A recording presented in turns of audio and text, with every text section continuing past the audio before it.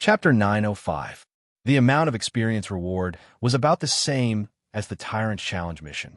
Completing all the requirements would give him more than 20 billion experience.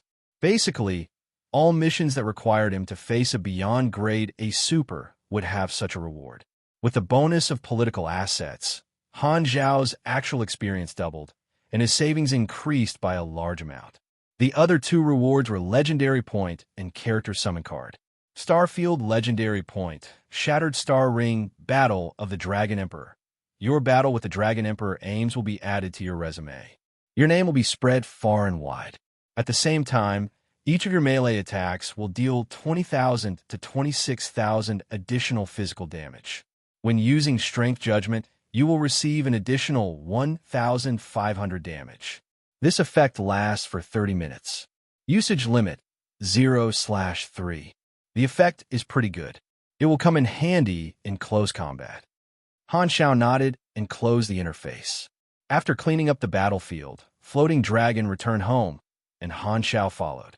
The battlefield was not far from Planet Aquamarine, and Floating Dragon returned to Planet Aquamarine without spending much time on the way. It stopped in outer space. Spaceships took off and landed on this blue planet one after another. Now that Planet Aquamarine was connected to the Galactic Society, the development opportunities brought by the galactic financial groups allowed Planet Aquamarine civilization level to increase rapidly. Now, it already looked like a galactic city. After returning to his mother planet, Han Xiao planned to inspect the changes in Blue Star. After thinking about it, he decided to invite Ames along. Although Ames did not seem to care about losing, Han Xiao needed to eliminate any negative factors to maintain their relationship as allies. Thus, he took this opportunity to spend time with Ames and strengthen their relationship, minimizing the negative effects of the battle. Ames looked down at the blue star from the sky every day, but she rarely visited the surface cities. Since Han Xiao invited her, she did not reject.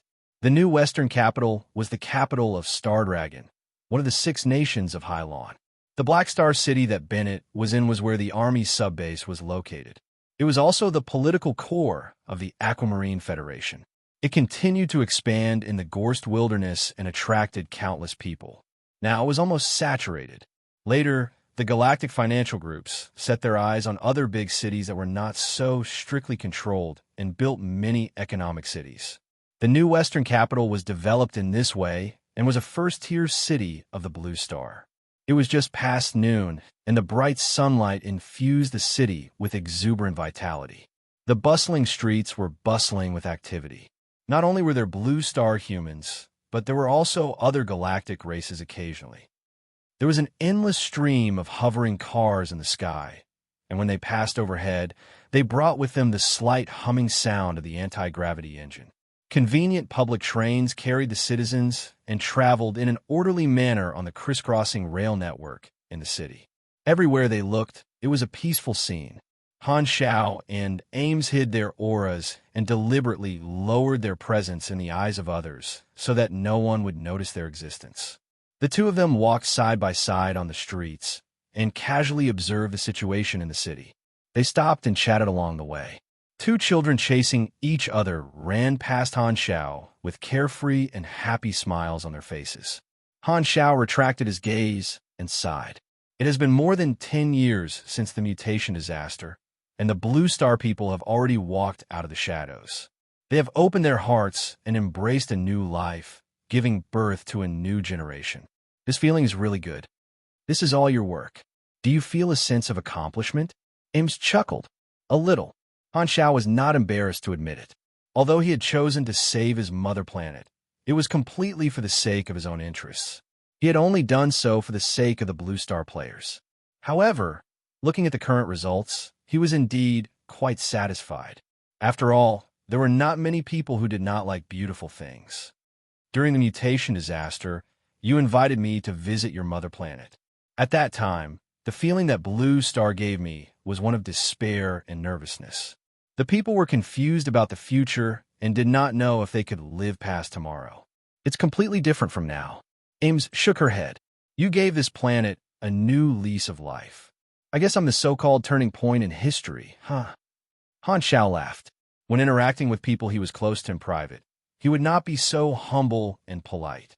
As they chatted, the two of them unknowingly arrived at the city center. A tall building that reached into the clouds entered their vision. That was the old site of the Dragonhorn building in Star Dragon, but it had been renovated into a new building. It was a branch building built by a galactic financial group. Seeing this building, Han Xiao stopped in his tracks.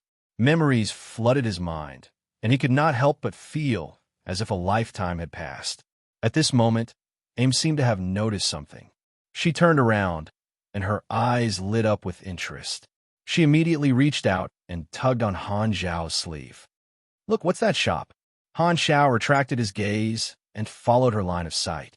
He saw a shop by the street with the sign Black Star Cultural Relic Exhibition Hall written on it. "I've actually become a cultural relic. It's only been less than 20 years. Han Xiao could not help but complain. Curiosity grew in his heart, and he followed Ames over. The automatic glass door opened, and the two of them walked into the exhibition hall. They saw that it was a small 3-story building with glass cabinets filled with all kinds of items. At this time, this small exhibition hall was deserted, and there was not a single person in sight. There was a counter at the entrance, and there was a sign with the price of the tickets written on it. A woman was sitting behind the counter. She seemed to be an employee, and her upper body was on the table. She was taking an afternoon nap and did not hear the two of them walking in. With the eyesight of a beyond grade, Han Xiao instantly saw the situation in this exhibition hall. When he saw the items in the glass cabinets, the corners of his mouth twitched.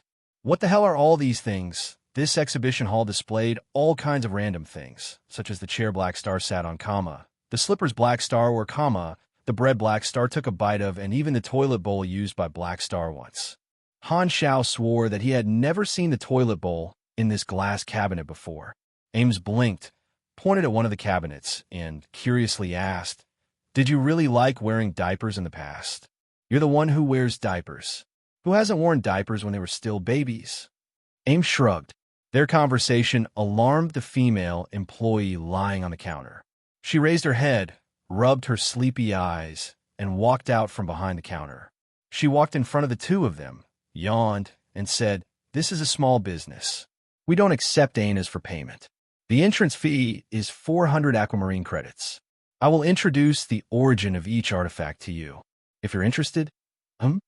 This woman suddenly saw the appearance of the two of them clearly. She had just finished yawning, and her mouth was still open. Her face was filled with shock. Han Xiao originally wanted to ask where these artifacts came from, but when he saw the appearance of this woman, he suddenly felt that she looked familiar. "Wait a minute, I think I know you." Before he finished speaking, this woman's face suddenly became excited. She suddenly opened her arms, as though she wanted to rush forward and hug them. However, just as she made this gesture, her face suddenly froze. As though she had thought of something, her hands hung in the air, and she did not hug them. The next moment, she awkwardly put down her hands, and her expression became uneasy, as though she did not know where to place her hands. She probed, "Han." "No, Your Excellency Black Star. Do you still remember me?" Han Xiao frowned slightly and carefully observed the woman in front of him. There were slight wrinkles at the corners of her eyes. She seemed to be a little old, but she still had her charm. She should have been very beautiful when she was young. Her body was tall and curvaceous. However, under the vision of a beyond grade A, this kind of beauty was not attractive at all. Every promotion was a process of improving one's body composition. A beyond grade A would be able to see the smallest structure clearly. Most creatures were covered in dirt in the eyes of a beyond grade A, but in the eyes of a beyond grade A, only creatures of the same beyond grade A level were clean and would not be stained by dirt and dust. Han Xiao compared the faces in his memory and instantly found an image that matched. He raised his eyebrows and was a little surprised. "You're Li Yalan?" This woman in front of him was his partner when he was in the Star Dragon Special Agent Agency. Seeing that Han Xiao had recognized her, Li Yalan became excited again and nodded like a chick pecking rice. It's me. You actually still remember me.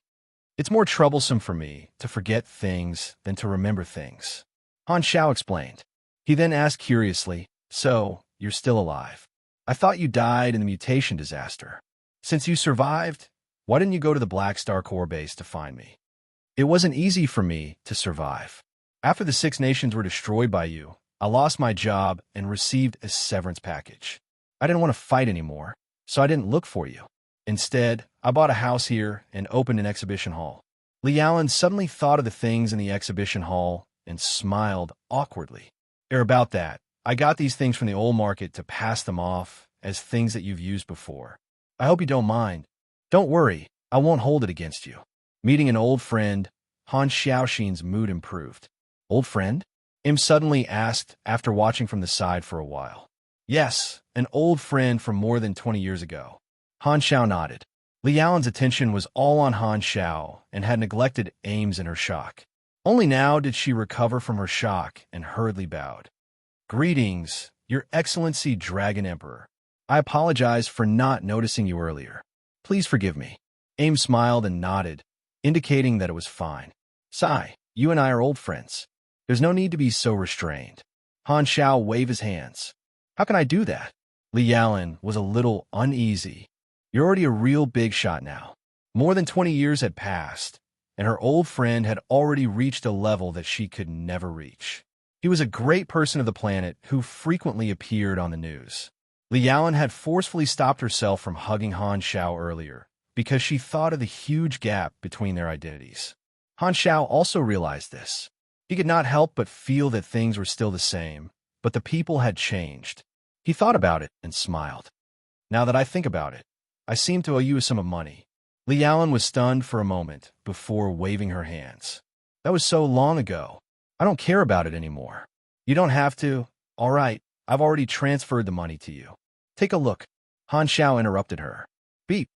The sound of the communicator accepting a message could be heard in the room. TSK, I didn't tell you my account number. How did you know? Li Allen was shocked.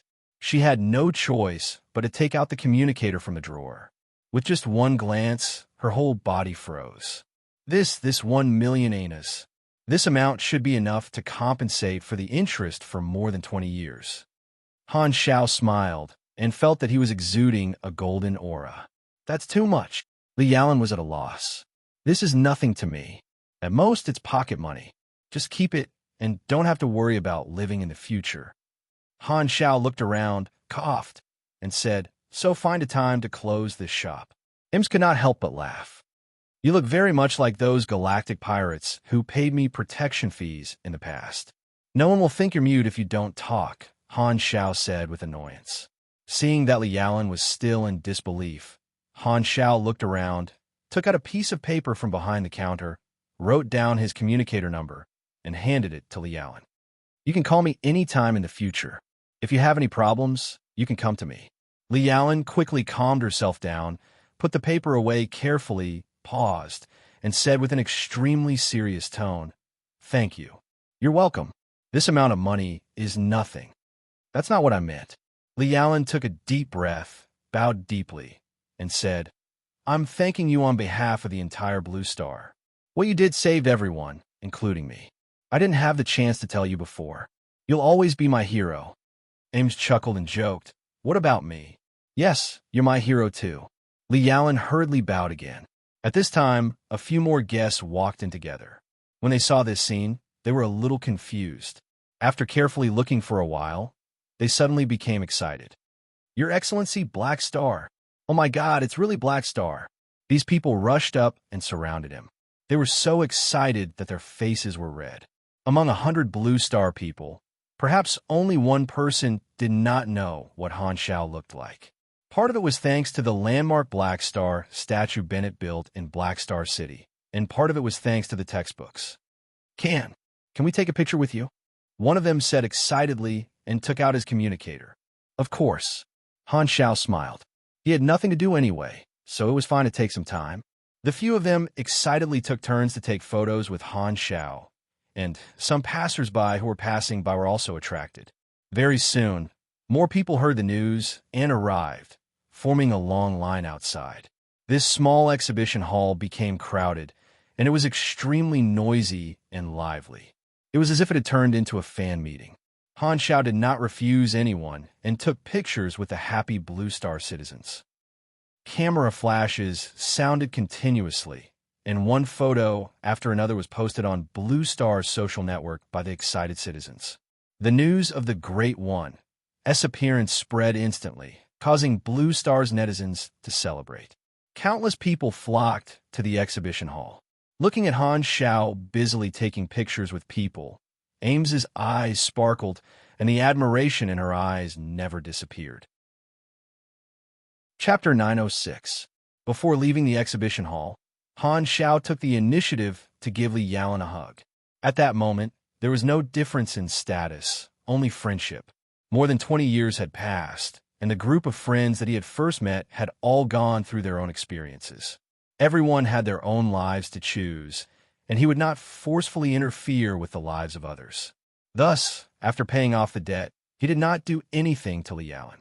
After bidding farewell to Li Yaolan, Han Xiao and Ames spent more than 10 days touring the main cities of Blue Star. They were recognized by the citizens everywhere, and the last stop was Black Star City to visit Bennett. Ever since there were countless photos of him and Han Xiao on social media, Bennett knew that Han Xiao would definitely come find him. He only waited and did not disturb the two of them. Now that Han Xiao and Ames both had a close working relationship with Blue Star, Bennett paid full attention to the two of them. After talking about the formal topic, Bennett could not help but ask about Nero's situation. Han Xiao told him about Nero's heavy learning load, and Bennett felt that Han Xiao valued Nero. He was very happy and suggested that Han Xiao increase his training. After finishing his inspection work in Blue Star, Han Xiao went to Floating Dragon again. He originally planned to sneak into Old Man Aesop's wine cellar and take some Void Dragonbone wine back to enjoy with Luz and the others. However, Aesop had foreseen this and moved the bed and toilet to the wine cellar, guarding it tightly. Han Xiao could not snatch it by force, so he could only return to the army headquarters empty-handed. In Floating Dragon Island's palace, Ames watched the spaceship's hyperdrive stream disappear into the distance, exhaled, and muttered to herself, "I can't always be lazy." Tip: Ames is an Esper. Some of the abilities that can be extracted have been adjusted according to your profession. Randomizing. Randomizing complete. Please select one from the following 5 options as your reward. 1. Pure bloodline, talent. Racial talents are enhanced to a certain extent, unable to be quantified due to different talents. Advanced charm, aura, talent, plus 120% CHA 3. Favor to the stars, passive ability, randomly triggered. Receive the favor of the stars and gain strong luck, status, plus 90% LUK for 15 days. 4. Potential activation, ability, release potential, plus 10% to 15% ability, plus 200% critical rate. Maintaining this status will consume energy. 5. Heroic wrist, talent. You have astonishing wrist strength, a strong body, and vigorous cell activity. As your character's total level increases, your STR, Yendi, and ability strength will increase. Level 1, level 100, plus 30 STR, plus 15 Yendi, and plus 0. 6% ability strength every 10 levels. Level 100, level 200, plus 45 STR, plus 25 Yendi, and plus 0. 9% ability strength every 10 levels. Level 200 and above, plus 60 STR, plus 35 Yendi, and plus 1.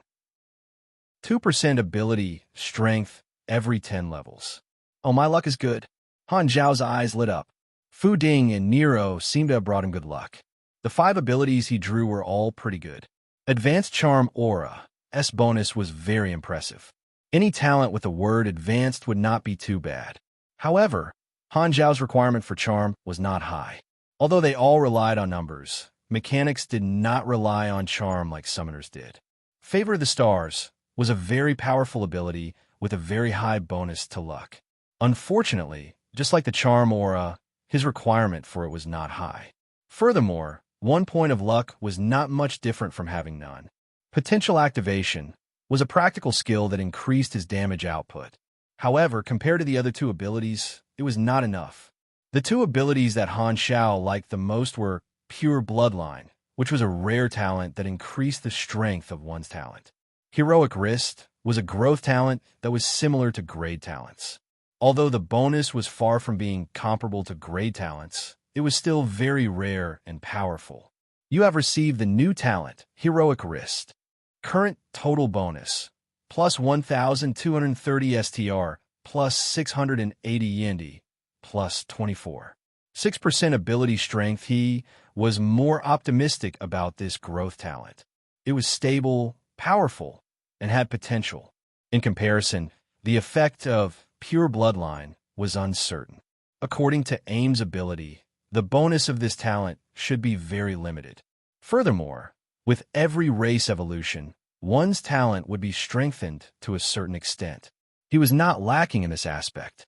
His combat style was mainly based on the Mech Legion, and this talent could only be used by his main body or the Lord's Carrier. The bonus of ability strength was applicable to the entire Mech Legion, increasing the overall damage output. Currently, he only had Transcendent and Supreme Power, which directly increased the strength of his abilities. These two abilities greatly increased the destructive power of different grades. So, Heroic Wrists, a non-grade ability that increased the strength of one's abilities, was extremely rare. Han Xiao looked at his attributes with satisfaction. He then closed the interface and turned around to consider his current situation. It's now the middle of the version, and the external environment is relatively peaceful. The three universal civilizations need time to settle their conflicts. I've also established my position, so there shouldn't be any major issues in the short term. Therefore, until the end of the version, it should be an opportunity for me to develop steadily. Han Xiao pondered. In the past year or so, he had shown his edge and led the army's strength to soar rapidly. He needed a period of stability to slowly digest the various achievements he had made, such as the dynasty paying more attention to him, the deterrence, the profits from the evolutionary totem, and so on. The army needs to keep a low profile and digest the fruits of victory. While consolidating its strength in business, it also needs to wait for the next development opportunity. Han Xiao nodded in his mind. In his plan, the next development opportunity would be when the first development phase of the Flickering World ended. At that time, the dynasty would give him a territory that belonged to the army. At that time, he would be able to develop the machinery civilization and the Black Spirit race. At the same time, this would also be an opportunity to seize the advantage of version 4.0.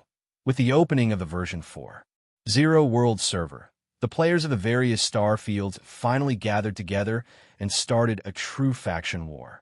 The nickname of the fourth calamity, the Cancer of the Universe, also started in this version. In the next version, it was inevitable that the players would cause trouble. Being the first to gain a territory in the world server would be of great benefit to him and the army players. At that time, as the largest player faction in the Shattered Star Ring, the Black Star Corps would not be able to avoid being involved in the faction war between the players.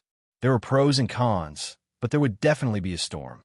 The players of the Shattered Star Ring had already experienced many major events in version 3.0. At the beginning, there was the Secret War, the army commander breaking through to the Beyond Grade A realm, the alliance between the army and the dynasty, the exploration of the Flickering World in the middle, the Battle of Planet Lighthouse, the fall of the Yes God, and the Guild Civil War. Han Xiao estimated that in the remaining time of version 3.0, there would most likely not be any major events in the Shattered Star Ring. He could use this time to rest and recuperate. Previously, he had been fighting Ethereal and ES God, so he was also very tired. He could use this time to slowly accumulate experience from the players and expand his Mech Legion. It had not even been 2 years since he became a Beyond Grade A mechanic, and there was still a long way to go for his Mech Legion to reach the level of Manison. Not to mention Manison, even compared to other experienced Beyond Grade A mechanics, his Mech Legion was not that big. I'll keep a low profile and farm for a period of time. I won't cause any trouble for now. Han Xiaoxin made up his mind.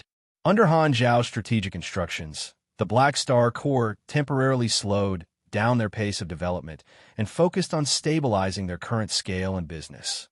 At the same time, They optimized their internal structure to reduce their burden. The trading of the evolutionary totem caused a huge commotion in the universe, and many civilizations in the various star fields made up their minds to form partnerships with the dynasty in various aspects. They joined some of the trade and political alliances led by the dynasty in exchange for the right to purchase the evolutionary totem. The Red Empire gained political influence. Han Shao gained a large number of civilization customers, and the army had abundant funds. It was a win-win situation. This kind of monopoly made countless galactic financial groups extremely jealous. Even super financial groups like the Limitless Financial Group were interested. Unfortunately, with the Red Empire backing them and the Black Star Corps being the local tyrant far away in the Shattered Star Ring, these financial groups were unable to interfere even if they wanted to. On the other hand, due to the previous conflicts, the three universal civilizations consciously reduced the friction between them.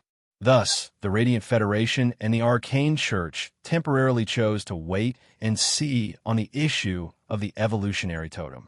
Due to the peaceful gesture made by the three parties, the galactic environment became stable again, and the effects of the Crimson Tide that had lasted for more than a decade gradually faded.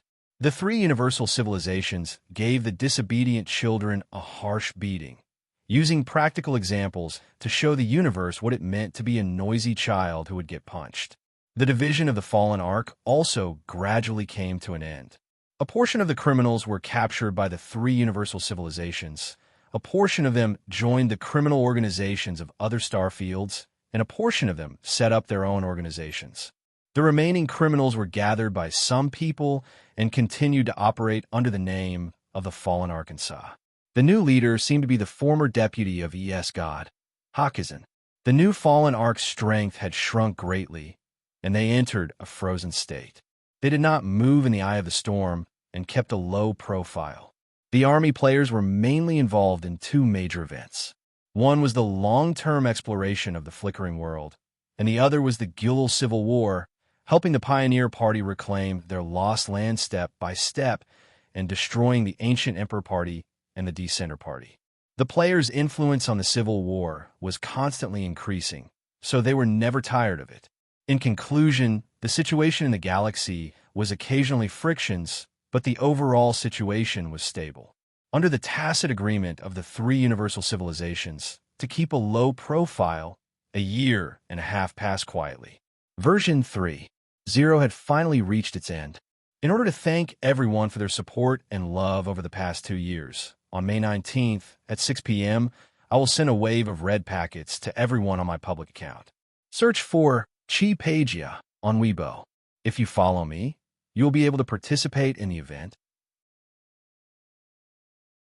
Chapter 907. Godly Mechanic will be updated a little later today. Please wait for a moment. After the content is updated, please refresh the page to get the latest update. Chapter 908. The metallic cabin walls were full of scratches and holes, and the exposed energy circuits were damaged. Sparks were constantly sputtering. The cabin of this ship had experienced a fierce battle. The flames were crackling and crackling, and the floor was full of the shattered corpses of the crew. A group of galactic warriors in full armor were checking the corpses with their blasters, and they would shoot any survivors they found. The dead crew were all rock elves, an ancient mammal-type race. They had rough yellowish-brown skin and an average height of 3 meters. Although they were made of flesh and blood, they were born as hard as rocks. They were good at finding rare ores and metals, and they were one of the stronger galactic civilizations in the sea of star spirits. The uniforms of these crew members had the symbol of this civilization, proving that this spaceship belonged to the official forces of this civilization. However, they were attacked and annihilated. At the end of the cabin was a huge metal door, and inside was a warehouse. At this moment, a guy who looked like the leader of the attackers was standing in front of the tightly shut door of the warehouse. He took out a disc device that was specially used to crack keys and pressed it on the operation panel of the warehouse door. A high-frequency beeping sound rang out. Hum! The next moment, the door of the warehouse was unlocked and opened slowly. The leader of the attackers walked in and saw hundreds of evolutionary totems neatly placed in the warehouse. "We have the items. Go count them and move them back to our spaceship." The leader of the attackers nodded with satisfaction and waved his hand, ordering his subordinates to do the job. The Rock Elves had purchased a batch of totems from the Black Star Corps, and the news was leaked. This group of attackers had set up an ambush in advance with the goal of snatching the evolutionary totems. Even the accompanying fleet was wiped out by this group of attackers. To be able to rob the official forces of a galactic civilization, they were clearly not small characters. These attackers were also galactic mercenaries, but they were of a different nature. Mercenaries could be roughly divided into three types. The first type was those who were registered in the Mercenary Alliance, such as the Black Star Army. The second type was those who were not registered in the Mercenary Alliance and were independent mercenaries without a business license. The third type was those who were active in the black market and were willing to take on illegal jobs. Illegal jobs refer to those that violated the laws of the galaxy and were not allowed to see the light of day. They were usually posted on the black market, such as robbing, kidnapping, assassinating civilization officials, massacring planets, spying, starting wars, and so on. These mercenaries were actually criminals as well.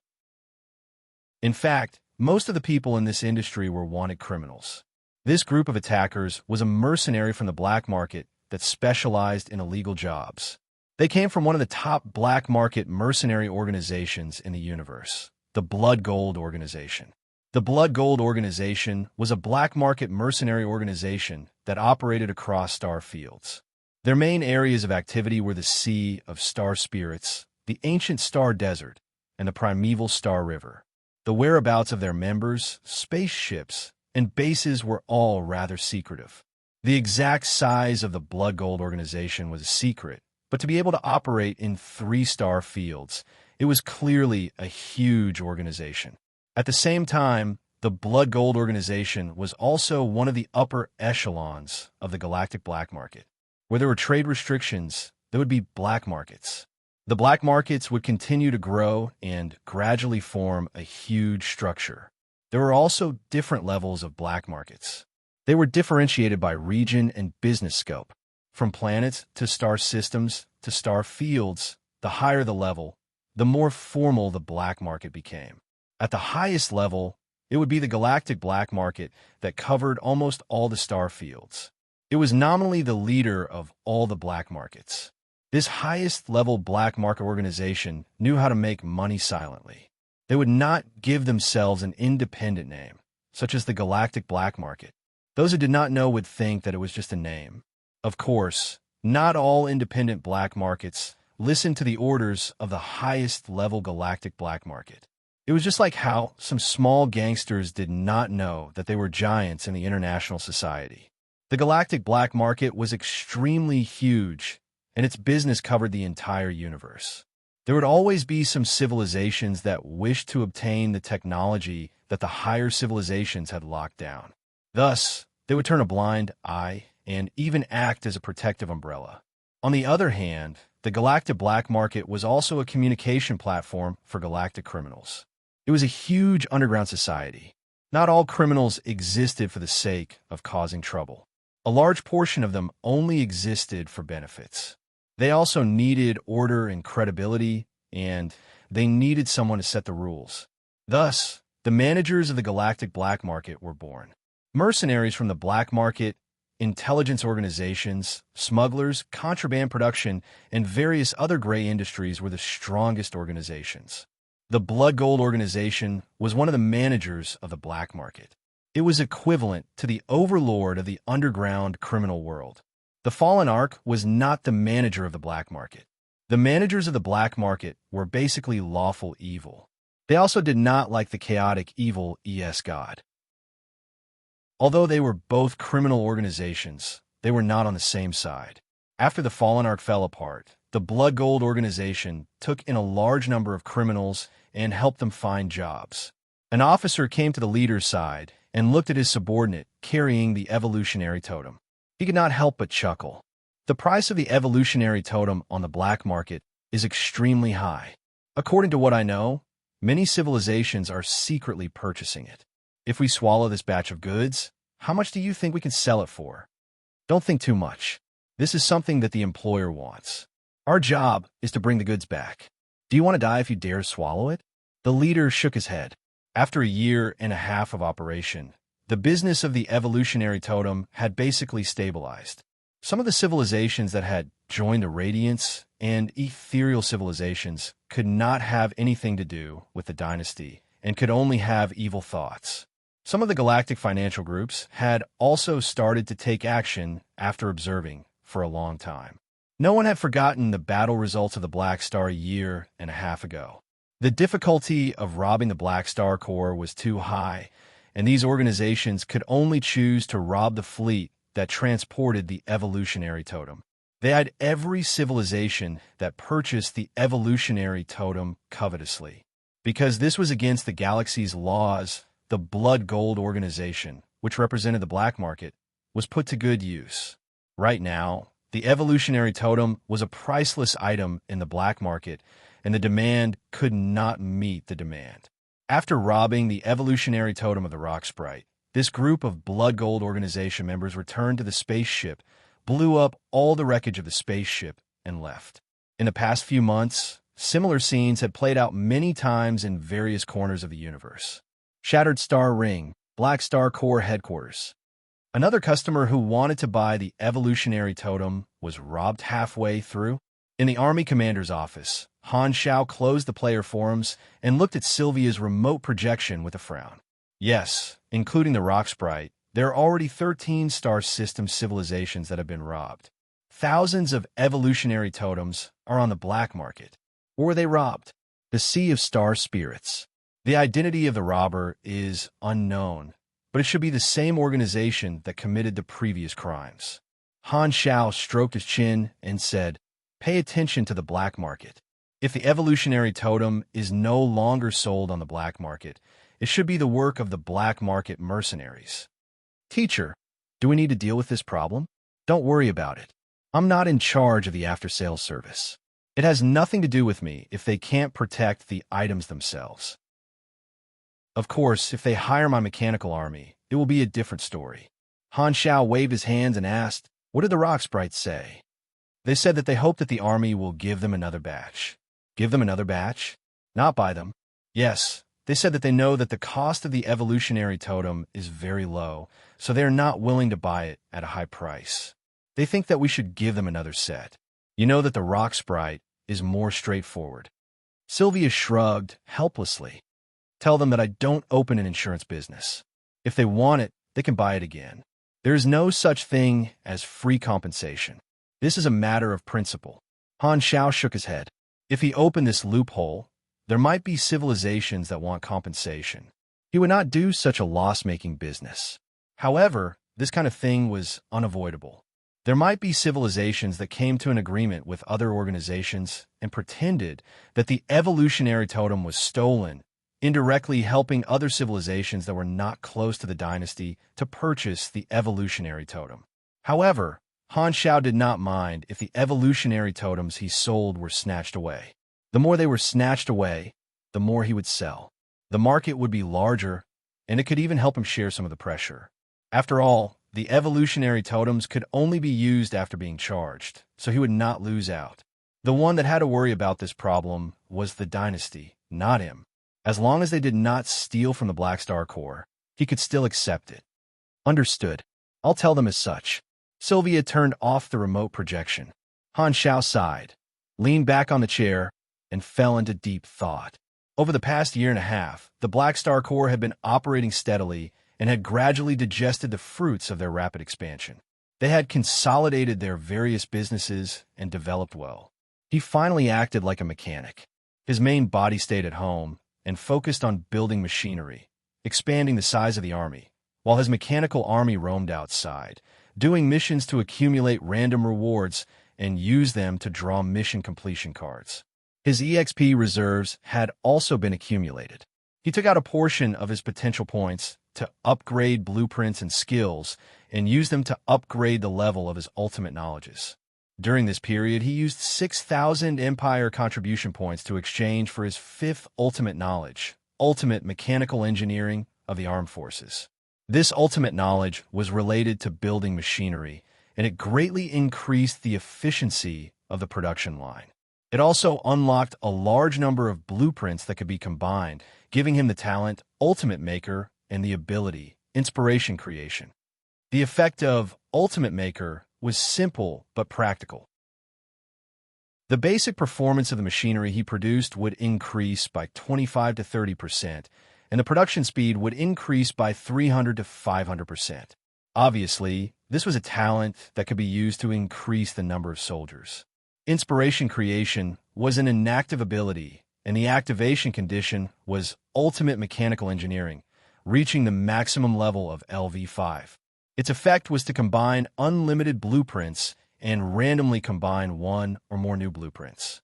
It could also be set at a higher level, such as the orientation of the combined blueprints, attack, defense, etc., the required functions, and so on. It was more stable than Inspiration Creation, so it could definitely be used. What this ability consumed was experience, an ocean of experience. To the players who could not change their blueprints, this ability was a godly ability. However, Han Xiao could improve his blueprints, so this ability was not very useful. However, it was not useless and had an irreplaceable effect. Inspiration Creation had a small chance of combining blueprints of universal treasures. It was the only way for mechanics to create gold equipment. Now that Han Xiao had 2 universal treasures, he did not mind having one more. However, it was not so easy to combine blueprints of universal treasures. This was not like gambling blueprints. There was no fixed combination. Even if the combination was the same, the synthesized blueprints would still be very random. In his previous life, there were players who happened to combine blueprints of universal treasures, but there were 2 problems. First, they only released information about the blueprints, but no one publicly announced the combination. Second, even if there were blueprints, no mechanic player in his previous life could really create a gold-grade machine. The prerequisite for the blueprints was too harsh. It was basically impossible for anyone below beyond grade A to create one, so the players naturally could not meet the requirements. Inspiration Creation was temporarily thrown to the back of Han Xiao's mind.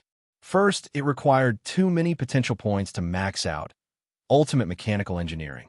Second, although he had an ocean of experience to try to combine blueprints of universal treasures, he lacked experience in other areas.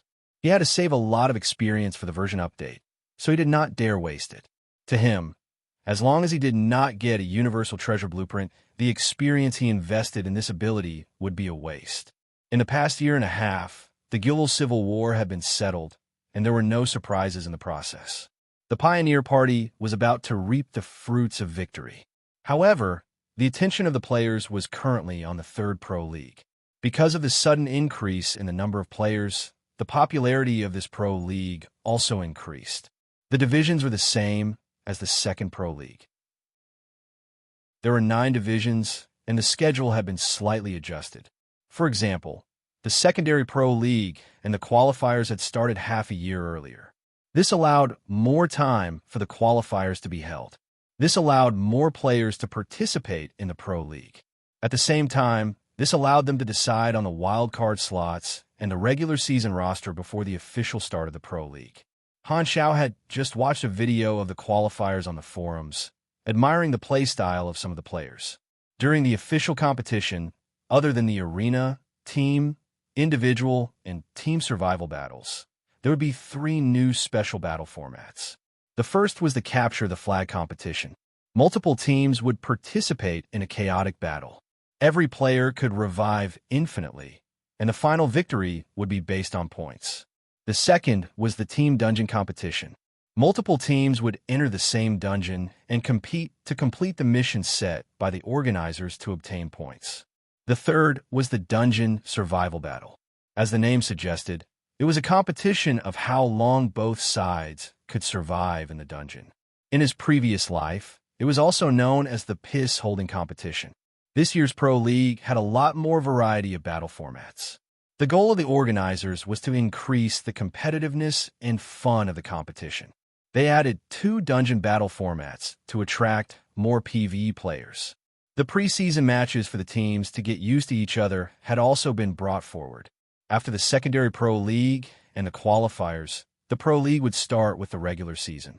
Next would be the Division regular season, the International All-Star competition, the Division finals, the International regular season, and the International finals. The gap between the International competition and the Division finals was as short as the previous one. The rules of this Pro League were also many times more detailed than the previous 2 seasons. There was even a prohibited item list. As Han Technician expected, Black Star Corps Badge Evolution was at the top of the list. The Army players did not feel anything because everyone could use it. However, the clubs in the other star fields heaved a huge sigh of relief. This piece of equipment was too strong. If every player in the Shattered Star Ring had one, they might as well just admit defeat. However, Han Xiao felt that this was not the only reason. It was probably because the mutated equipment was too bloody and ugly.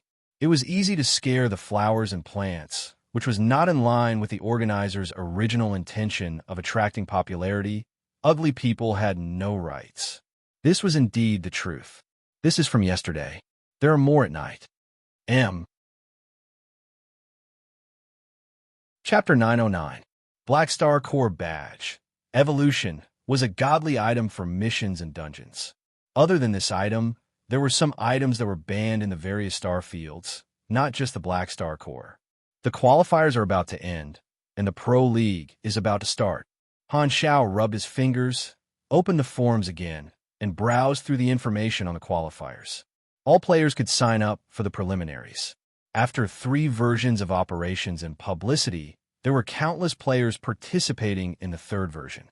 In the end, there were 40 team slots and 64 individual slots in each division. The elimination rate was shockingly high, and the competition was extremely fierce. As the saying went, every version was a god. With the compressed orb technology, the mechanic class rose in the 3rd Pro League, just like in Han Zhao's previous life, and their average results in the singles and teams increased significantly. This was especially so for the singles. Originally, the mechanic class was weaker in the singles, but now they shone brightly in the qualifiers and became a T1 class. The strength of the mechanic class was indeed strong, but its weakness was that it burned too much money. The players finally encountered this painful but happy problem. Looking at all the divisions, the strongest division for the mechanic class was the Shattered Star Ring division, and it had already become the specialty of this place.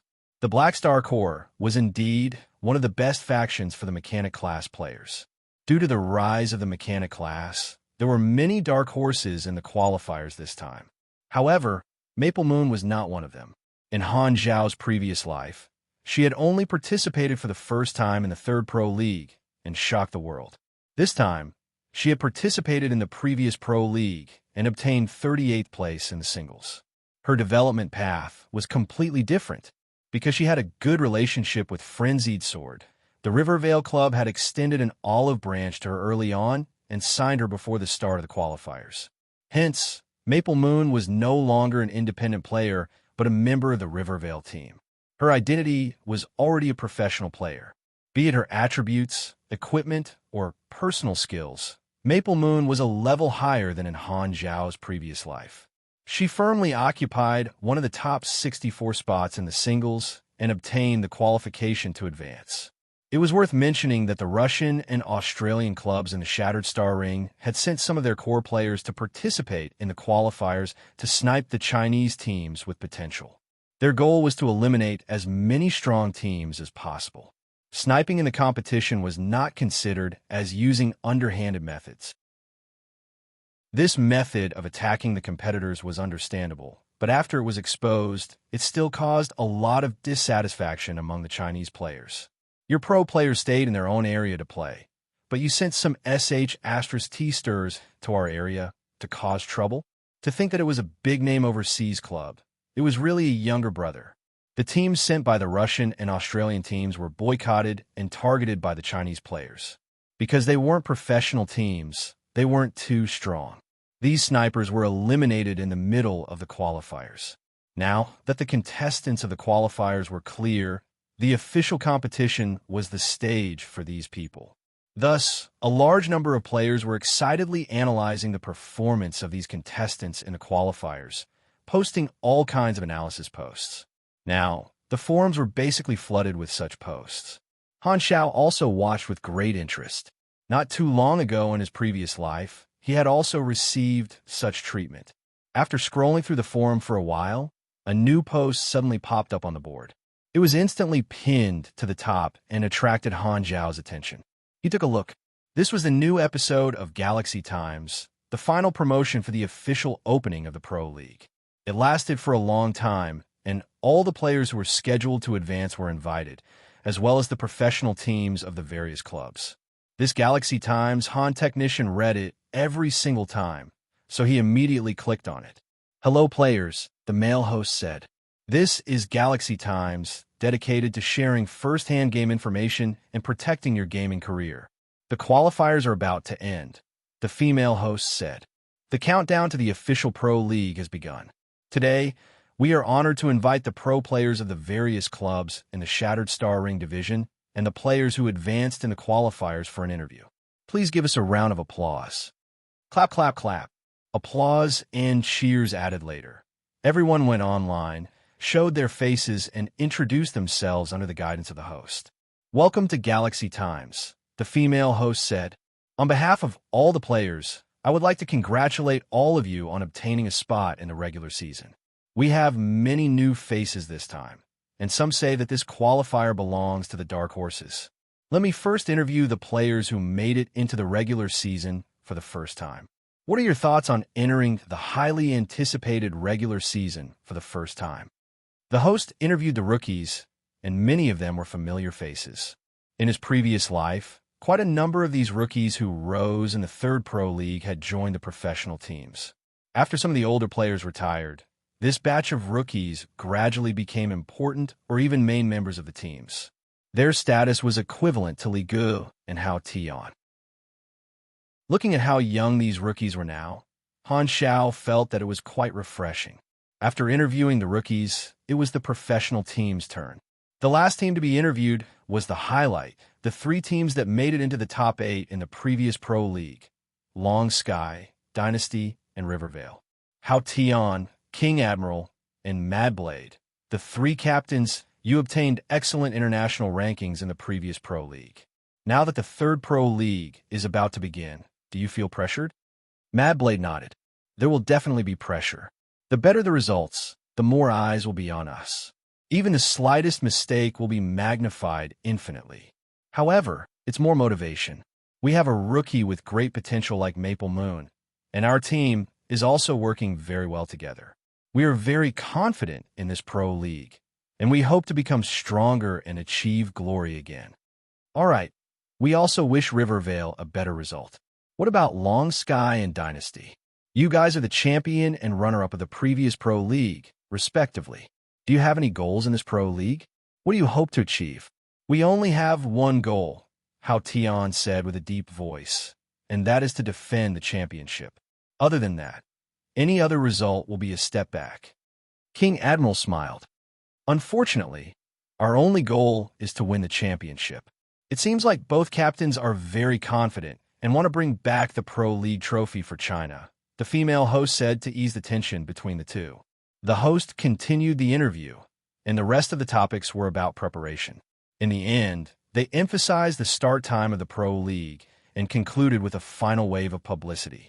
Han Xiao finished watching the show and glanced at the players' replies. Most of them were very optimistic. Licking to the end, we took 3 spots in the previous Pro League. If not for Dynasty fighting 2 rounds of internal battles, we might have even been the runner-up. Twin Lotus Flowers. What do you mean by a strong international team? A cart of bread. Our chances of defending the championship are very high. The rise of the mechanic class in this version is due to the Black Star Corps. The mechanic class in our division is the strongest, and this is our advantage. Our overall ranking will definitely be better. Since there were optimistic families, there were naturally those who disagreed.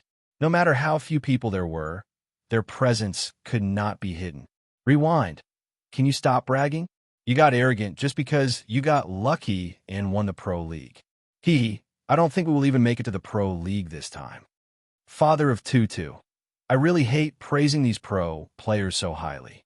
I don't know what's so great about them. Hanzo, you should be happy just because you won the championship. Still fantasizing about defending the championship. I'm speechless. Han Xiao glanced through these comments and could not help but give them a thumbs up. When it came to attracting hatred, these people were still the best. After a long period of publicity, the third season of the Pro League was unprecedentedly popular. As the day of the Pro League approached, the players on the forums became more and more active. A few days later, the opening ceremony arrived, and the excitement that the players had been accumulating for a long time finally exploded. The opening match of the Shattered Star Ring division was between Long Sky and Dynasty. The commentator invited the extremely popular Pork Bun. Before the match officially started, the number of viewers in the live stream had already skyrocketed. Han Xiao, who was holed up in the headquarters, also opened the forums to watch the opening match. Chapter 9-10. Welcome to the opening match of the 3rd Galaxy Pro League. I'm the commentator for this match, Wind Chime. Hello, everyone. I'm the commentator, Pork Bun. I'm the commentator, Ligo. On the screen, there were 3 commentators sitting in a studio. This studio was in a spaceship. The spaceship was hovering above the competition planet, overlooking the scene. As the stream connected, countless comments flooded the screen. It was extremely lively. Han Xiao took out a bunch of snacks, leaned back on the chair, and watched while eating. He was very satisfied. The two sides are Long Sky and Dynasty, Wind Chime said. They're the champion and runner-up of the 2nd international season, respectively. The two teams met in the semi-finals of the last international season, and Long Sky defeated Dynasty in the end, causing Dynasty to miss the finals. The two sides have long been enemies, and the smell of gunpowder between the fans of the two teams is very strong. As the champions of the last international season, Long Sky wants to get the first win, while Dynasty want to wash away their previous humiliation. This match will definitely be like Mars crashing into Earth. What do you guys think of this match? I think Long Sky will win, Pork Bun said. Hao Tian is a classic example of someone who gets stronger when facing a strong opponent. I have high hopes for him. There was some luck involved in Long Sky beating Dynasty in the last international season, Li Gus said. I have high hopes for Dynasty. After their defeat in the last international season, I believe that they have studied Long Sky's playstyle. The 3 guests chatted for a few minutes, and Long Sky and Dynasty's teams finally entered the arena. They greeted the audience and introduced themselves before the match. The appearance of the heroes who had won glory for China in the last international season caused a huge commotion on the screen. It was so dense that Han Xiao almost could not see the screen. All right, we can see that the two sides have entered the battlefield. Then, the 3rd international season officially begins. As soon as the commentator finished speaking, the battle between the two sides officially began. It was as if lightning had struck the earth. Compared to the previous season, the tactics and destructive power of these pro players had clearly risen to a whole new level, so the designated battlefield area had also increased. Long Sky played with a lot of vigor, but Dynasty was more well-rounded. Their teamwork was almost perfect, and they were superior in terms of teamwork and capture the flag. Long Sky only managed to win 1 round in the group arena. In terms of individual strength, Long Sky, who had Hao Tian, Sleepy Winter, and Twinkle Fried Rice, were slightly better than Dynasty. Although King Admiral's individual strength was slightly better than any of his opponents, he could not do it alone. In the first official competition, the 2 new forms of battle, the Team Dungeon Battle and the Dungeon Survival Competition, were revealed for the first time. Han Xiao was no stranger to these 2 forms of battle. However, this was the first time the other players were seeing them, so they found them novel. The dungeons chosen were not fixed. Every match was different. Before the match, a few dungeon options would be given to the players to study. During the official match, one would be randomly chosen from these options, just like the key points of an exam. However, the pro teams naturally would not rush at the last minute. When the competition format was announced a year ago, the pro teams had already increased their dungeon training to familiarize themselves with most of the dungeons in their division. The team dungeon was a normal dungeon that suited their level, while the survival competition was a high-difficulty dungeon that exceeded their level. Coincidentally, the two dungeons that Long Sky and Dynasty picked this time were both related to Han Xiao. The team dungeon was a battle in the Secret War series. Both teams would be in the same dungeon, and the goal of the competition was not to clear it quickly, but to complete some special competitive missions, such as assassinating certain characters or triggering hidden missions. The two teams could kill each other in the dungeon, which tested the overall quality of the teams. The survival competition dungeon was the one where the three Scourge from Dark Star ambushed the Blue Star. Battle campaign. Defense of the Blue Star. This was something that Han Xiao had experienced in the previous version, and it was still a high-difficulty dungeon for the players. The focus of the team dungeon battle was a battle of wits and courage between the two teams, using all the resources in the dungeon to attack their opponents. This type of battle was much more exciting than the basic battles. The focus of the survival competition, on the other hand, was the struggle between life and death. Watching the pro players being tortured in all sorts of ways was extremely interesting for the audience. Vast Sky's style was more reckless. How Tion's strength was not in strategy, so he was not very suited for the scheming of team dungeons. Although Sleepy Winter was a sly old fox, he was no match for Dynasty's steady style. He was toyed with by King Generals the entire time and was beaten into a pulp. Finally, it was the survival competition. The dungeon recreated the battlefield from before, and the two teams were facing three Dark Star Calamity Grade Supers, including Ashes. The threat level was basically killing them on sight. Luckily, Black Star's dungeon projection followed the original timeline and kept Ashes and the other two busy. Long Sky and Dynasty appeared outside of the sanctuary without the protection of the protective shield. They had to bear the aftermath of the battle between the three Calamity-grade supers and the bombardment of the Dark Star battleships. The survival competition allowed the two teams to trip each other up, but neither side had the time to care about the other. They hurriedly covered their heads and ran away, forming a stark contrast with the image they had in the team dungeon battle. The huge contrast made the audience very happy, and the livestream channel was filled with joy. Not long after, the two teams died one after another. Long Sky, who was more headstrong, died earlier. Long Sky was not good at hiding, and they were turned into dust by Ashes with a snap of his fingers. The first victory of the opening battle was taken by Dynasty, directly shattering Long Sky's halo of being the world champion. Han Xiao had to admit that King Admiral was indeed amazing. He was the representative of the Chinese pro players, and he had always liked this godlike player. After exiting the live stream, there were already many posts discussing the opening battle on the forums. There were also fans of the two clubs criticizing each other. Han Xiao casually glanced at them before closing the forums. He put down the snacks in his hands, and a reminiscing look appeared on his face. Han Xiao remembered that in the third season of the Pro League in his previous life, China had faced the devil competition schedule, and their final results were not satisfactory. It seemed like they did not even make it into the top four. In his previous life, there was no Black Star core, and the overall strength of the Shattered Star Ring was weaker. The situation is different now. China has already won the championship once, and it's also in the version where the mechanic class is rising. The chances of defending the championship are not small. Doo-doo. At this time, the communicator on the table rang. Han Xiao curled his finger and grabbed the communicator. He looked at the caller ID. It was someone from the Red Empire, an official in charge of the Evolutionary Totem Project. Your Excellency Black Star, sorry to disturb you. The other party's attitude was very respectful. Is there a problem with the business? Han Xiao raised his brows. As you know, recently, some gangs have been snatching the evolutionary totems purchased by the cooperating civilizations. Some of these stolen evolutionary totems are circulating on the black market, and some have been taken away by secret employers. According to our investigation, We believe that the Blood Gold organization is one of the suspects. Blood Gold organization. Han Xiao thought for a while and remembered. This was a member of the lawful evil faction, and together with other large gray organizations, they controlled the galactic black market.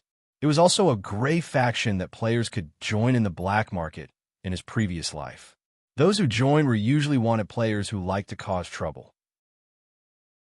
The Blood Gold organization is not the fallen Arkansas. They at least follow some rules. As long as you warn the Blood Gold organization in the name of the dynasty, they should be more restrained. Han Xiao stroked his chin. This is where the problem lies. The official's tone sank. According to reliable information, our intelligence personnel have detected the radiation of the evolutionary totem on some planets owned by the Radiant Federation and the Arcane Church. They are very likely to be buyers, and the Blood Gold organization might have obtained their support. Is that so? This is within our expectations. Han Xiao narrowed his eyes. The Radiant Federation and the Arcane Church were unable to obtain the evolutionary totem through normal channels, so they would not give up on this special device and would undoubtedly look for other channels. The Blood Gold organization was also a large organization with a large business. Originally, they might not have had any thoughts about the evolutionary totem, but when the Radiant Federation and the Arcane Church came looking for them, even if they knew that this would offend the Red Empire, they could only be chess pieces. The Blood Gold organization might even see this as an opportunity to hug the thighs of the two universal civilizations.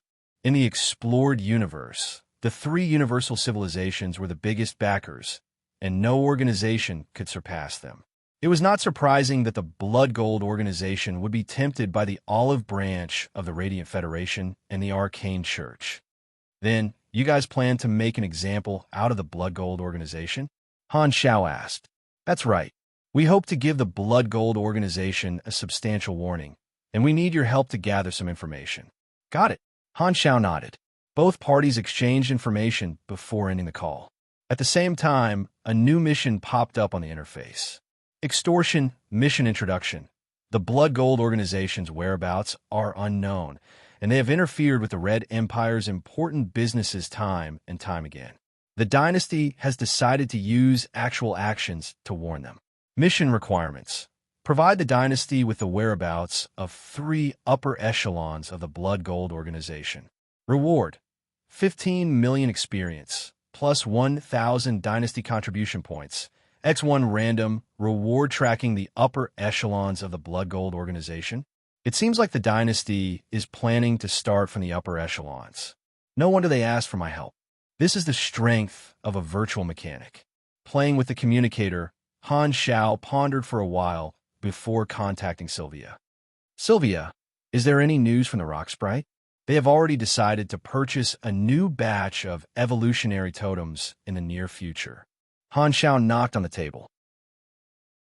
Help me tell them that to prevent similar incidents from happening again, I have decided to send a mechanical army to follow their fleet and provide a free escort service.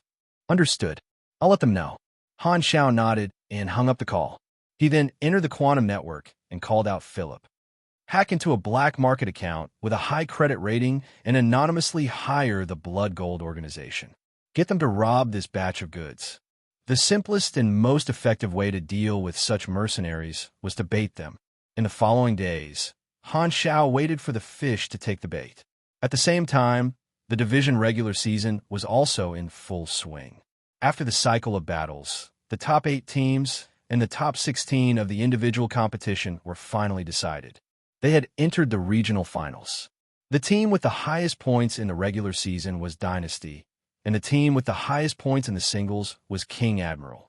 Dynasty had obtained first place in both categories and displayed their strength, qualifying for the International All-Star competition with an absolute advantage. Temple of God and Thunderstorm were ranked 2nd and 3rd respectively, while Long Sky was ranked 4th. This result was a little disappointing for the previous world champion. Next was Fried Eggplants with Fish, and Rivervale was ranked 6th. 7th was a new club team that had unexpectedly entered the division finals, and they were called Long River. 8th was Heavenly Palace. These 8 teams were the top 8 teams in the division, and they would compete in the division finals in a best-of-5 elimination round. The top 4 teams in the division finals would qualify for the international competition. In the singles, Maple Moon had entered the top 16 and qualified for the international competition. Mad Blade had also performed well and entered the top 16. After the end of the regular season, the various teams had a period of time to rest. During this period, the Blood Gold organization had taken the bait that Han Shao had thrown out. Chapter 9:11. At the border of the Sea of Star Spirits, a fleet was sailing. There were more than 40 spaceships, and their outer armor had the symbol of the Rock Elf civilization. These spaceships were specially made by the Rock Elf civilization. They looked like mining spaceships, but they were slightly bulky. The weapons on the ships were mainly light plasma cannons and particle guns. Star system civilizations could only rely on their own spaceship technology to move between star systems. Even with the stargates created by the advanced civilizations, the star system civilizations still needed to create a specific spaceship model to travel between star fields. The fuel and energy technology was a bottleneck, and they were split into close-range spaceships and long-range spaceships. To a star system civilization, long-range spaceships were very precious, and the difficulty of creating them was much higher than close-range spaceships. In order to transport the evolutionary totem back from the Black Star Core, the Rock Elf civilization had sent out a long-range spaceship fleet. The previous fleet had been attacked by the Blood Gold organization and had been completely annihilated. This fleet was the second batch, and they had used the stargates to travel between star fields for a period of time before arriving at the base of the Black Star Core to receive a new batch of totems. After a long journey, this long-range spaceship fleet had finally returned to the Sea of Star Spirits. In the command room of the leading spaceship, the commander of the Rock Elf civilization sternly instructed the crew, "Everyone be alert. The previous long-range spaceship fleet was attacked at the border of the Sea of Star Spirits. We have already entered the enemy's range of activity. Report to me if there is any abnormal reaction from the radar." Understood. The crew in the command room responded with a tense expression. Civilizations at the star cluster level and above were used to long-distance voyages, but to the crew of a star system-level civilization, every time they left the territory of their civilization, it represented the unknown and danger. Without the protection of their own civilization's fleet, it was like entering the deep sea from the coast. From a high-safety zone to a low-safety zone, danger lurked everywhere in the deep and dark universe. The law enforcers would not descend from the sky instantly. The various interstellar forces were active in it, and they would never know how many pairs of eyes were watching them from behind the silent, wide-area quantum communication channel. The next Stargate is 18 days away from us. We can jump 3 star systems and enter the second ring of the star field. The border is the most dangerous, and as long as we don't encounter any enemies during this period, we will be safe, the commander said. However, the moment he said that, an ear-piercing alarm sounded from the spaceship. His mouth seemed to have been blessed, and spaceship signals appeared in all directions at the same time, breaking into the enemy's encirclement. Again, who leaked our whereabouts? The commander's expression changed, and he gritted his teeth. This was too much. They were just trying to take advantage of him. If not for His Excellency Black Star's help, we would have lost everything this time.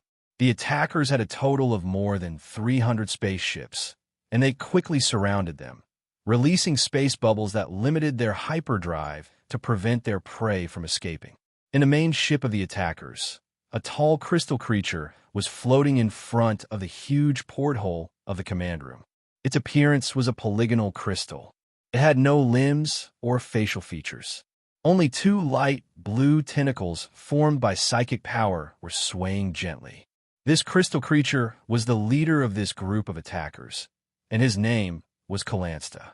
He was a Calamity-grade psychic and a senior mercenary of the Blood Gold organization. He had once been a traitor of a crystal creature civilization and had absorbed a large amount of psychic power from his own race, allowing him to reach the Calamity grade. As such, he was wanted and had joined the Blood Gold organization many years ago, becoming a senior officer. The encirclement quickly took shape, and Calansta used his psychic power to create sound waves in the air, controlling the frequency to speak. Release the magnetic pulse radiation wave to eliminate the enemy's shield. The vanguard troops will approach the enemy and engage in boarding combat. Do not destroy the goods with long-range bombardment. Our goal is to snatch the intact evolutionary totems. The Blood Gold organization had been keeping an eye on the evolutionary totems that had appeared on the black market. Not long ago, an anonymous black market account with high credibility had posted a mission to snatch the evolutionary totems, revealing the whereabouts of the rock sprite troops. The Blood Gold organization had immediately accepted the mission. It was not that they were interested in the reward, but that they wanted to stockpile the evolutionary totems and hand them over to other civilizations that needed them. Not only would they be able to obtain more rewards, but they would also be able to obtain the support of their backers. Han Shao had obtained a huge amount of political support through the use of the evolutionary totems, and the Blood Gold organization and other organizations that were secretly plundering the evolutionary totems wanted to obtain a share of this influence. Completing the mission was not important, and the main goal was to stockpile the totems.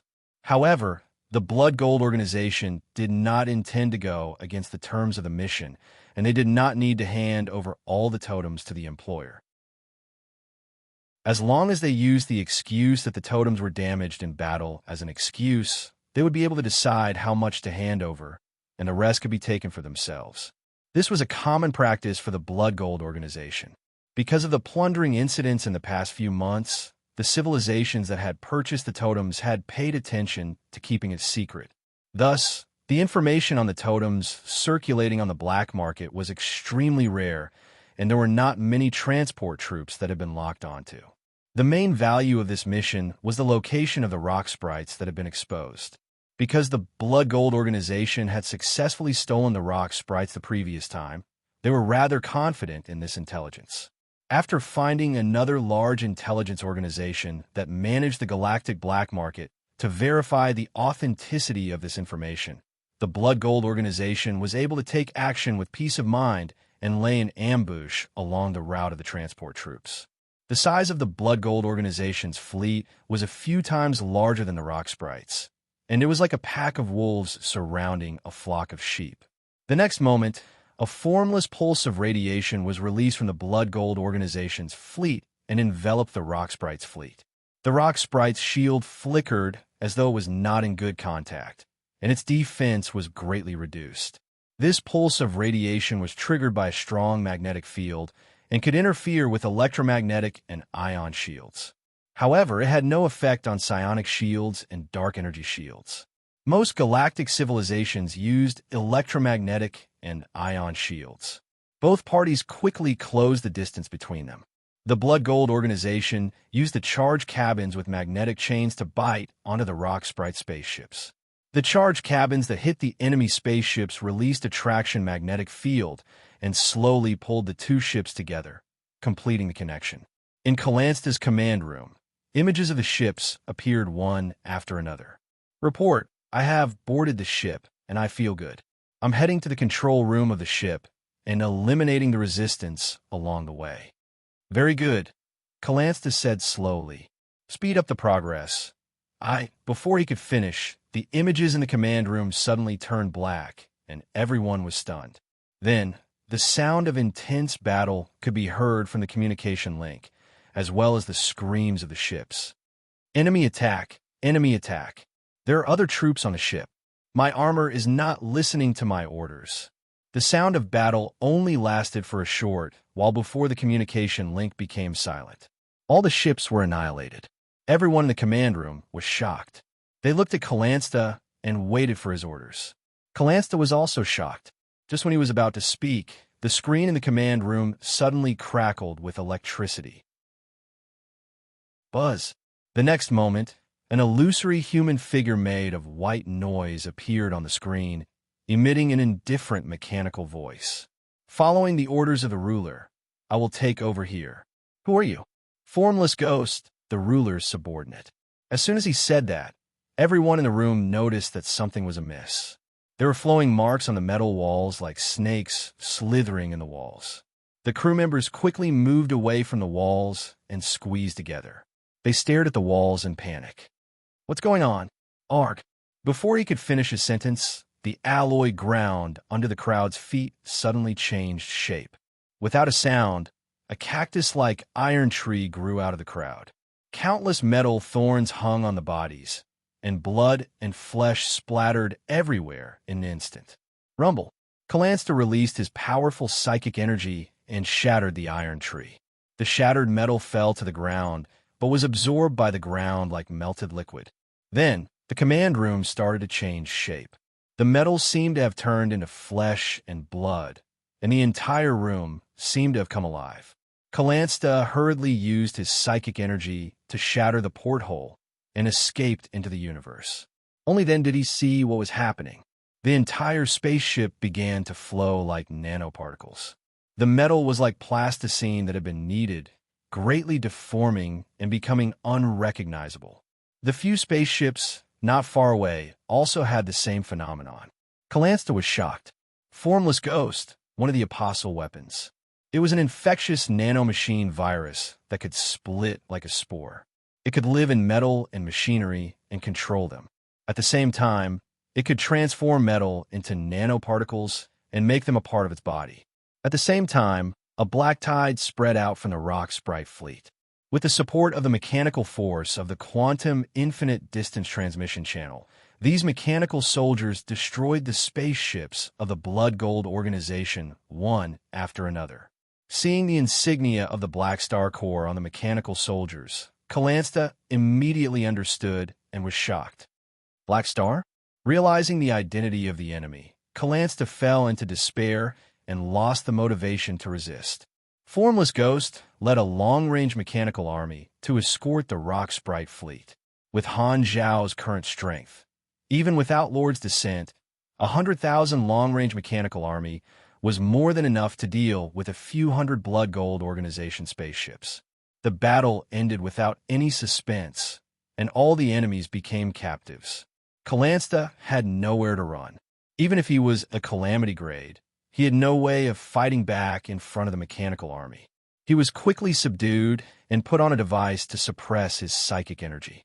Without his psychokinesis, with his body structure, he would need someone to help him turn over. After the battle ended, Han Zhao's consciousness arrived in an intact Blood Gold organization spaceship through the quantum network channel. He shook his head and laughed. These fellows took the bait. Lord, I did not disappoint you.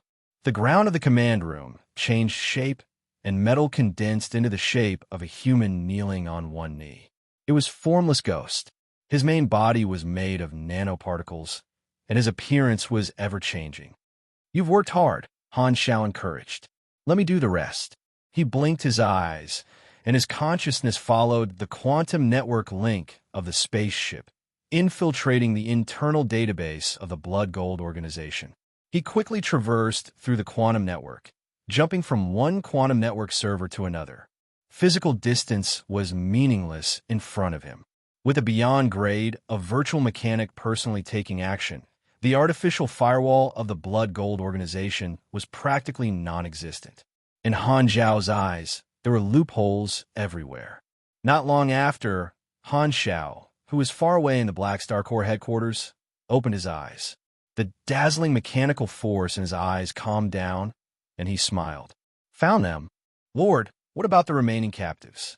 Formless Ghost asked. None of them are good. Kill them all. Oh, right, except for that crystal creature. Bring it back for me. I'll see if I can squeeze its juice or crystal powder. Han Zhao casually replied.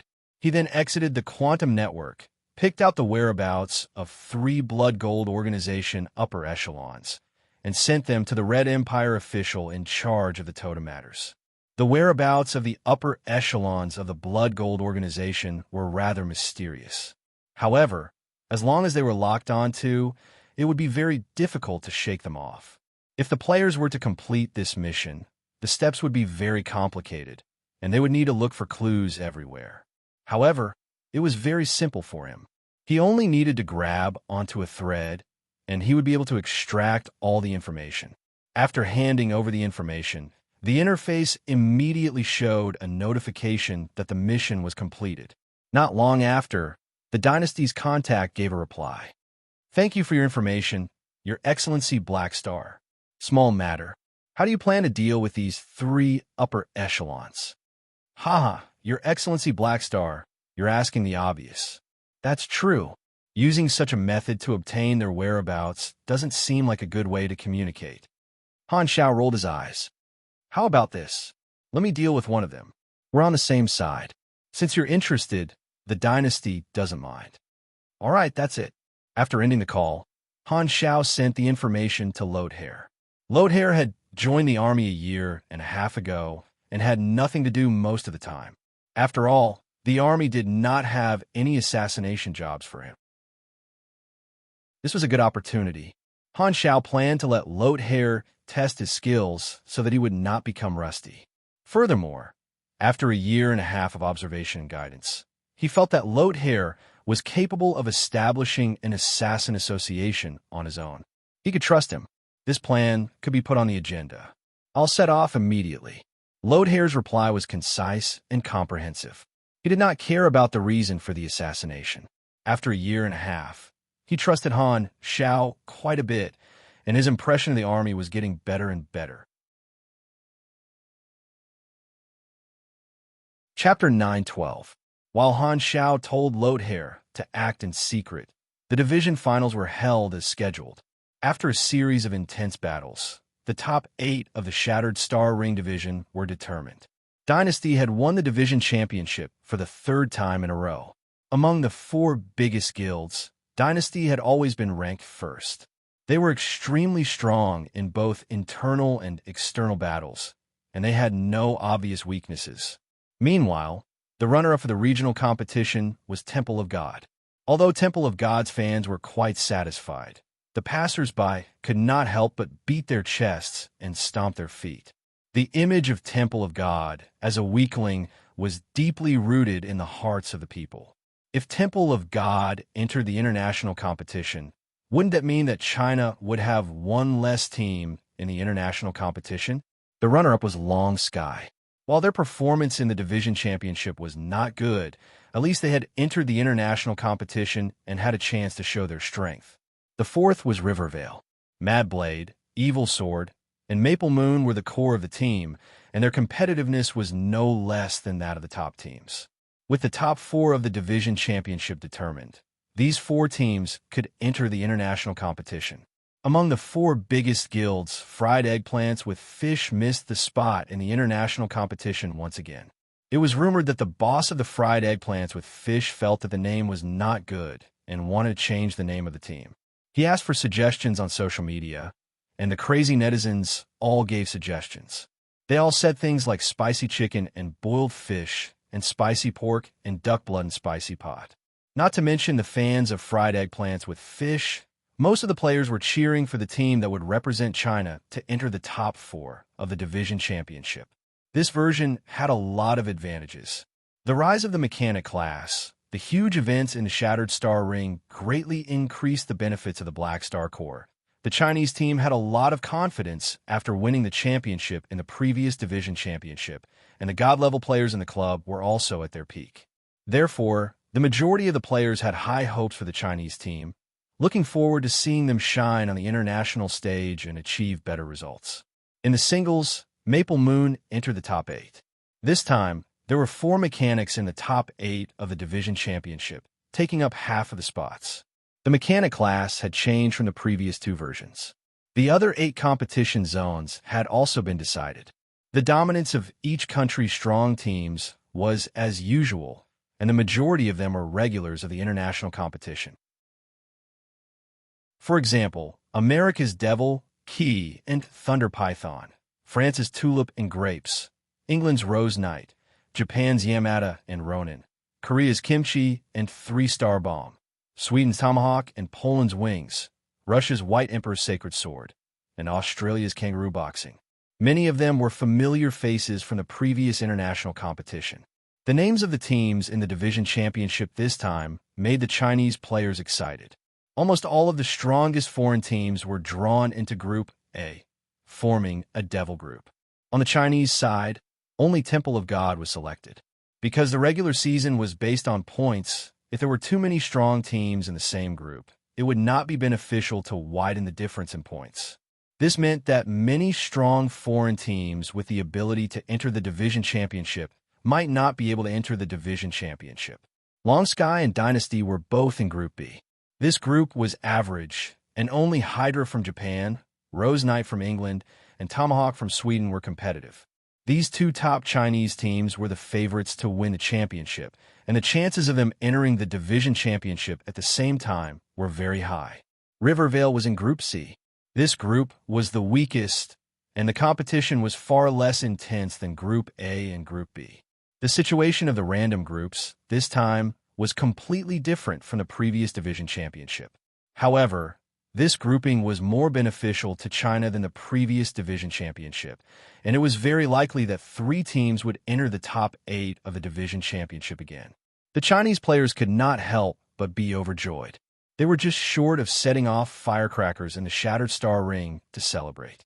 As for the unlucky Temple of God, the Chinese players were not affected at all and even laughed out loud. You from Hunan sacrificed the Temple of God and obtained 3 spots in the top 8. Li Gu removed the weakest team and raised the average strength of China. Hilarious. Toefl under the moon. This is Tianji's horse race shock. Senior member of the Office of Strategic Deception. Haha. God bless China. This division championship is in the bag. Amidst the joyous atmosphere, the short break period for the division championship ended, and the opening battle of the International League officially began.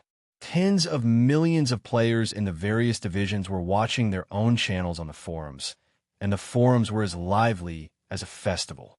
The opening battle of the International League was the battle between the champion and runner-up of the previous division championship, Long Sky versus Devil. Long Sky's fans and passers-by were a little worried about this match. Long Sky's performance in the division championship was not satisfactory, and they might suffer an opening defeat against the runner-up of the previous division championship. Losing one match was actually nothing, but it would be a huge blow to their morale. Both parties used dungeon crystals to enter the arena.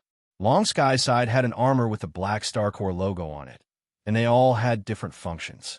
This allowed the Black Star Core logo to be displayed in front of the global audience, which was like a free advertisement. On the other hand, while Devil's equipment was also very strong, their uniforms were not as uniform as Long Sky's. In comparison, Long Sky's team looked more like a proper army.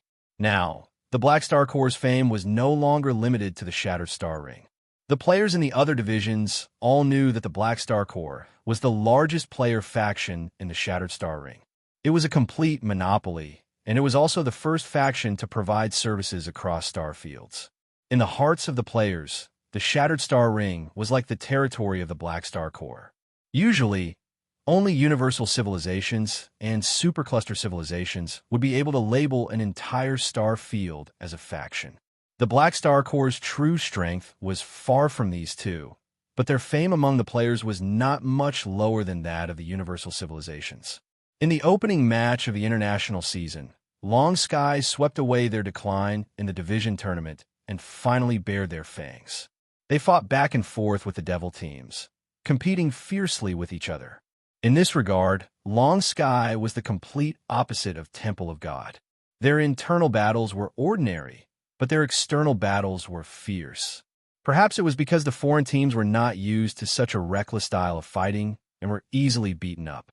In the previous season, Long Sky had won against Devil by a small margin.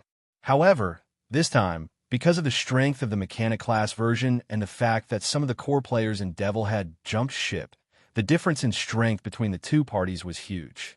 Long Sky managed to win the opening match of the international season without any mishaps. The morale of the Chinese players was greatly boosted, and the screen was filled with the words "Big Senior Brother is back."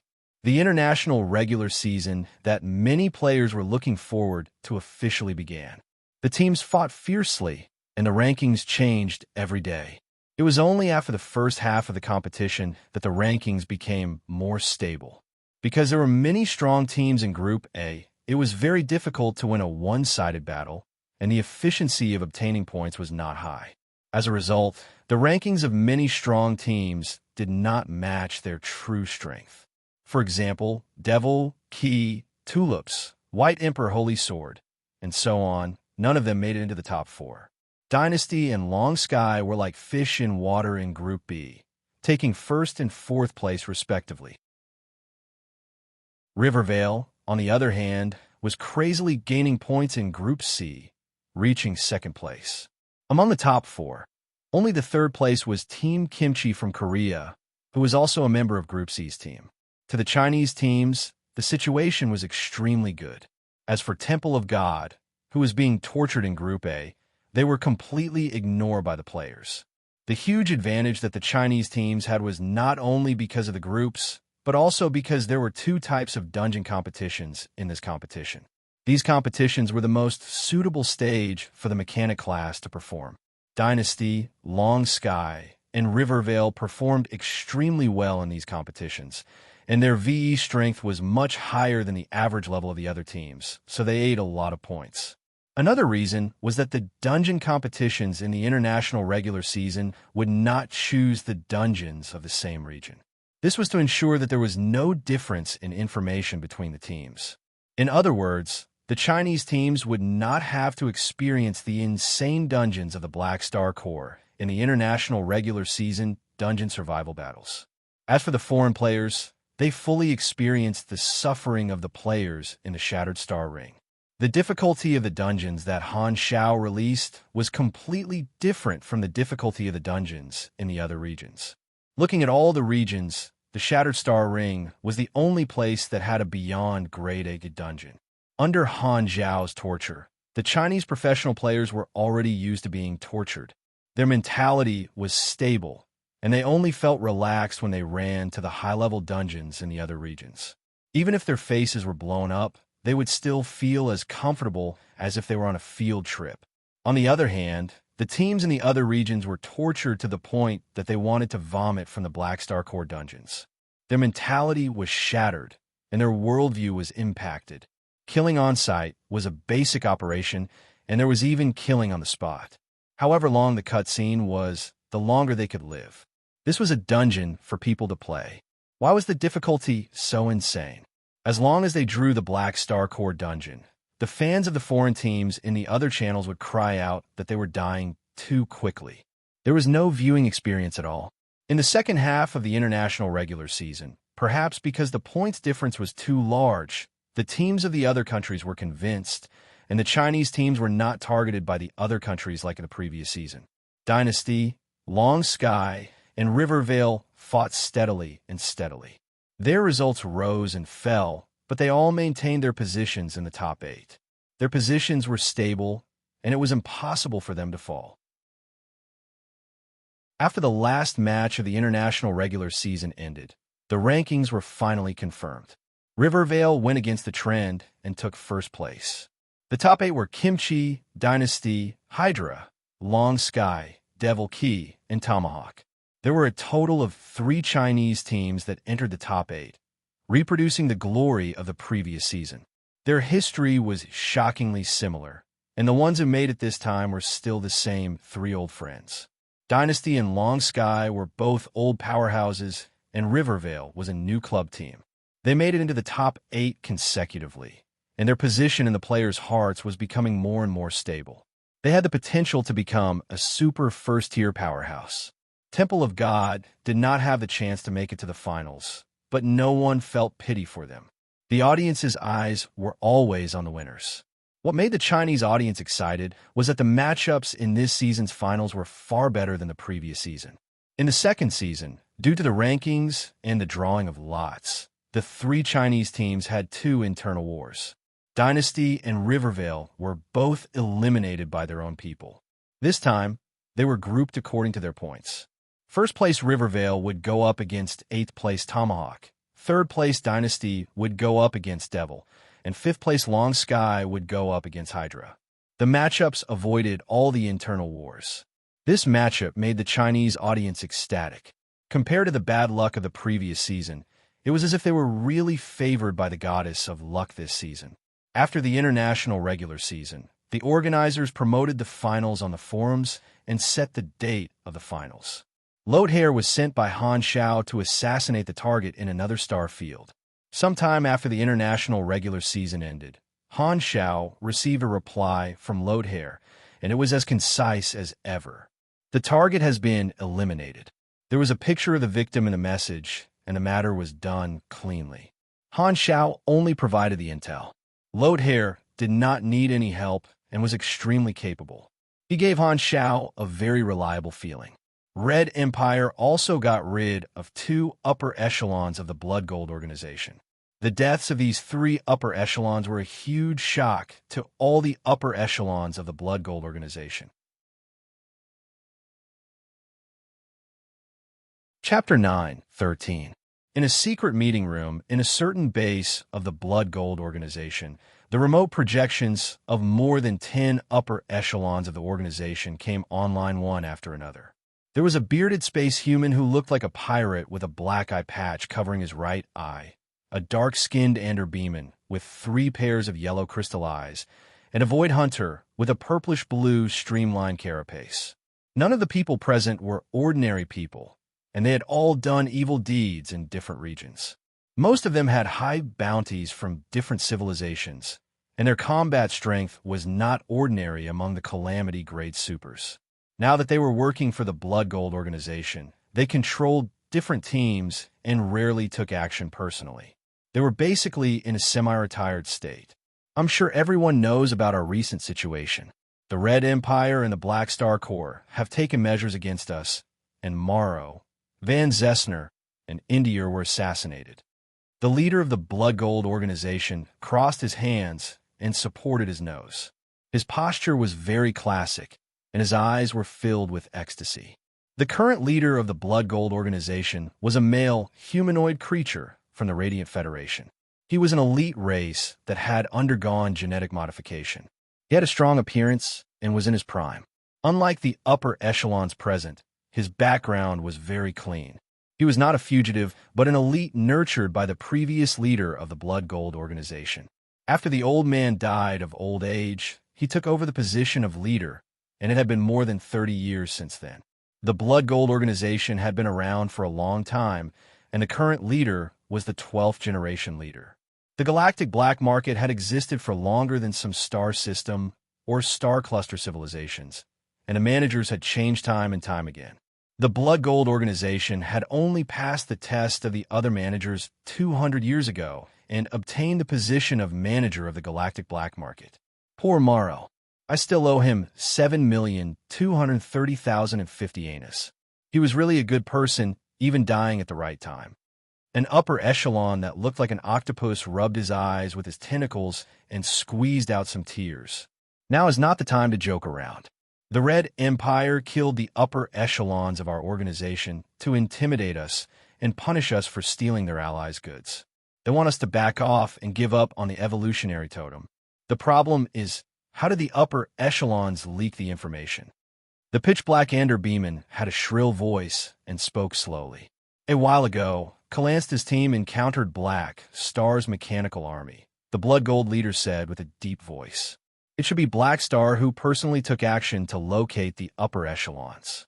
Usually, we're the only ones threatening others, but this time, we have been targeted by a higher-level force. The Red Empire and Black Star Corps are not to be trifled with.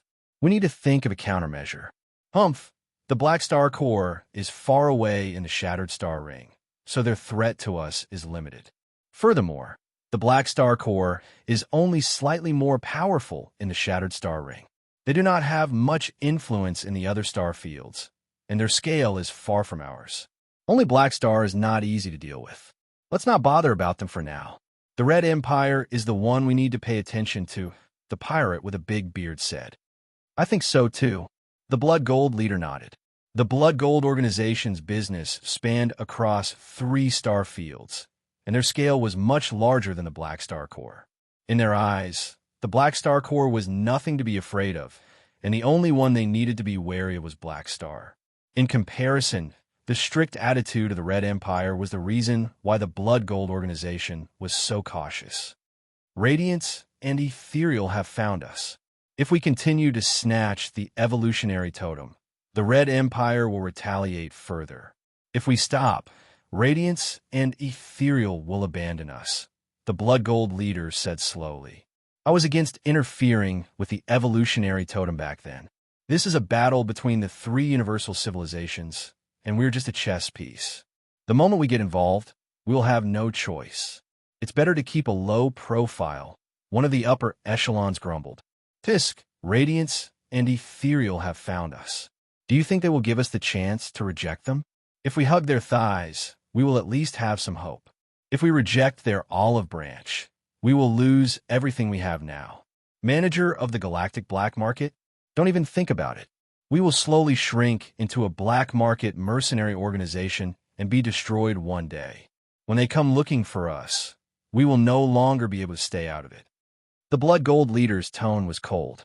The Galactic Black Market was a huge association of interests, and every manager was the overlord of a different gray industry. Thus, they needed a lot of support and protection. Among the managers of the black market, the ones who had the most say were actually the organizations in the broker industry. They used various methods to convince different civilizations and provide protection for other managers.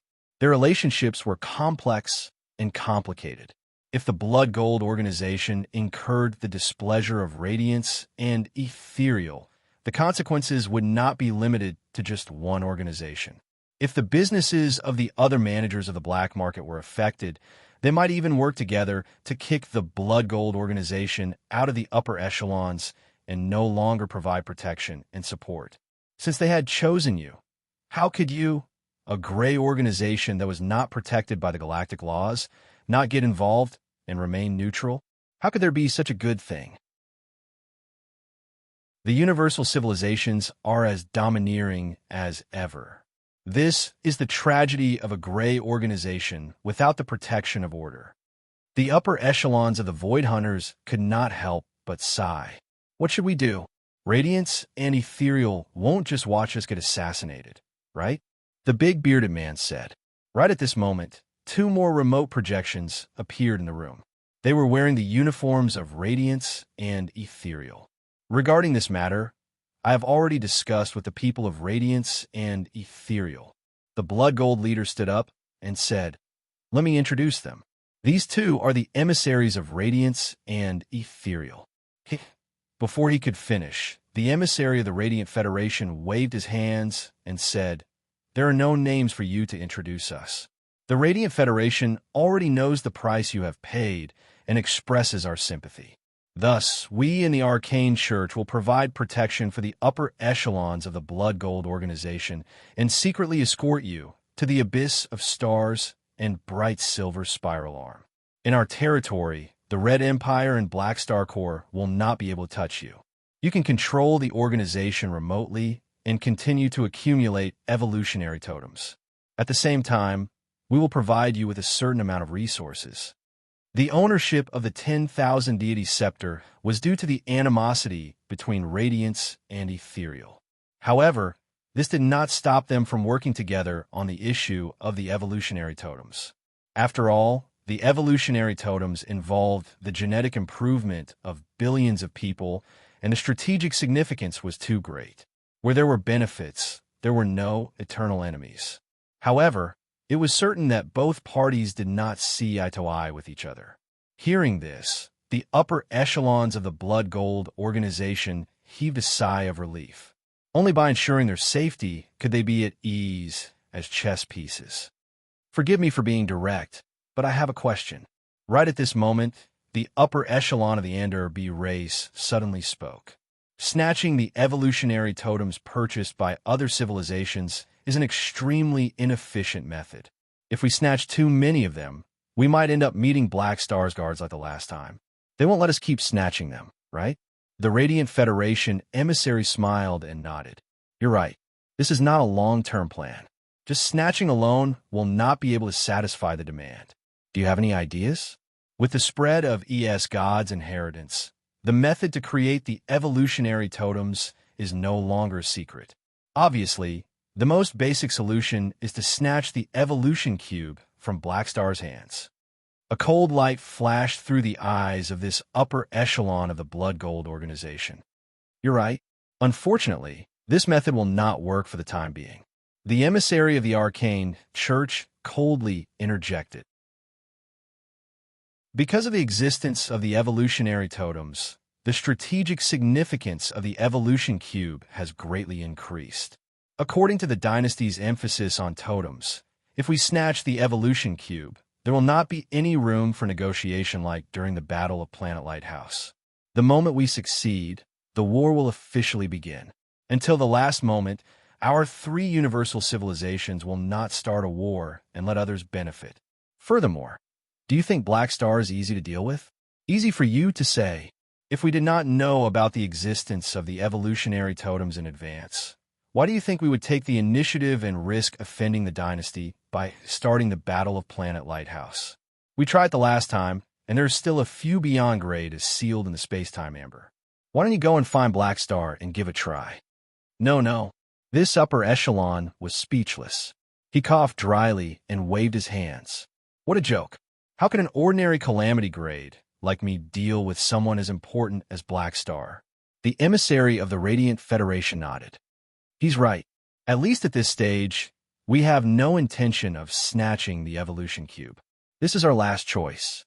There's still another path, which is to let the dynasty take the initiative to sell the evolution cube. Is that really possible? The Blood Gold organization leader could not help but doubt. Humph, the current situation is like this.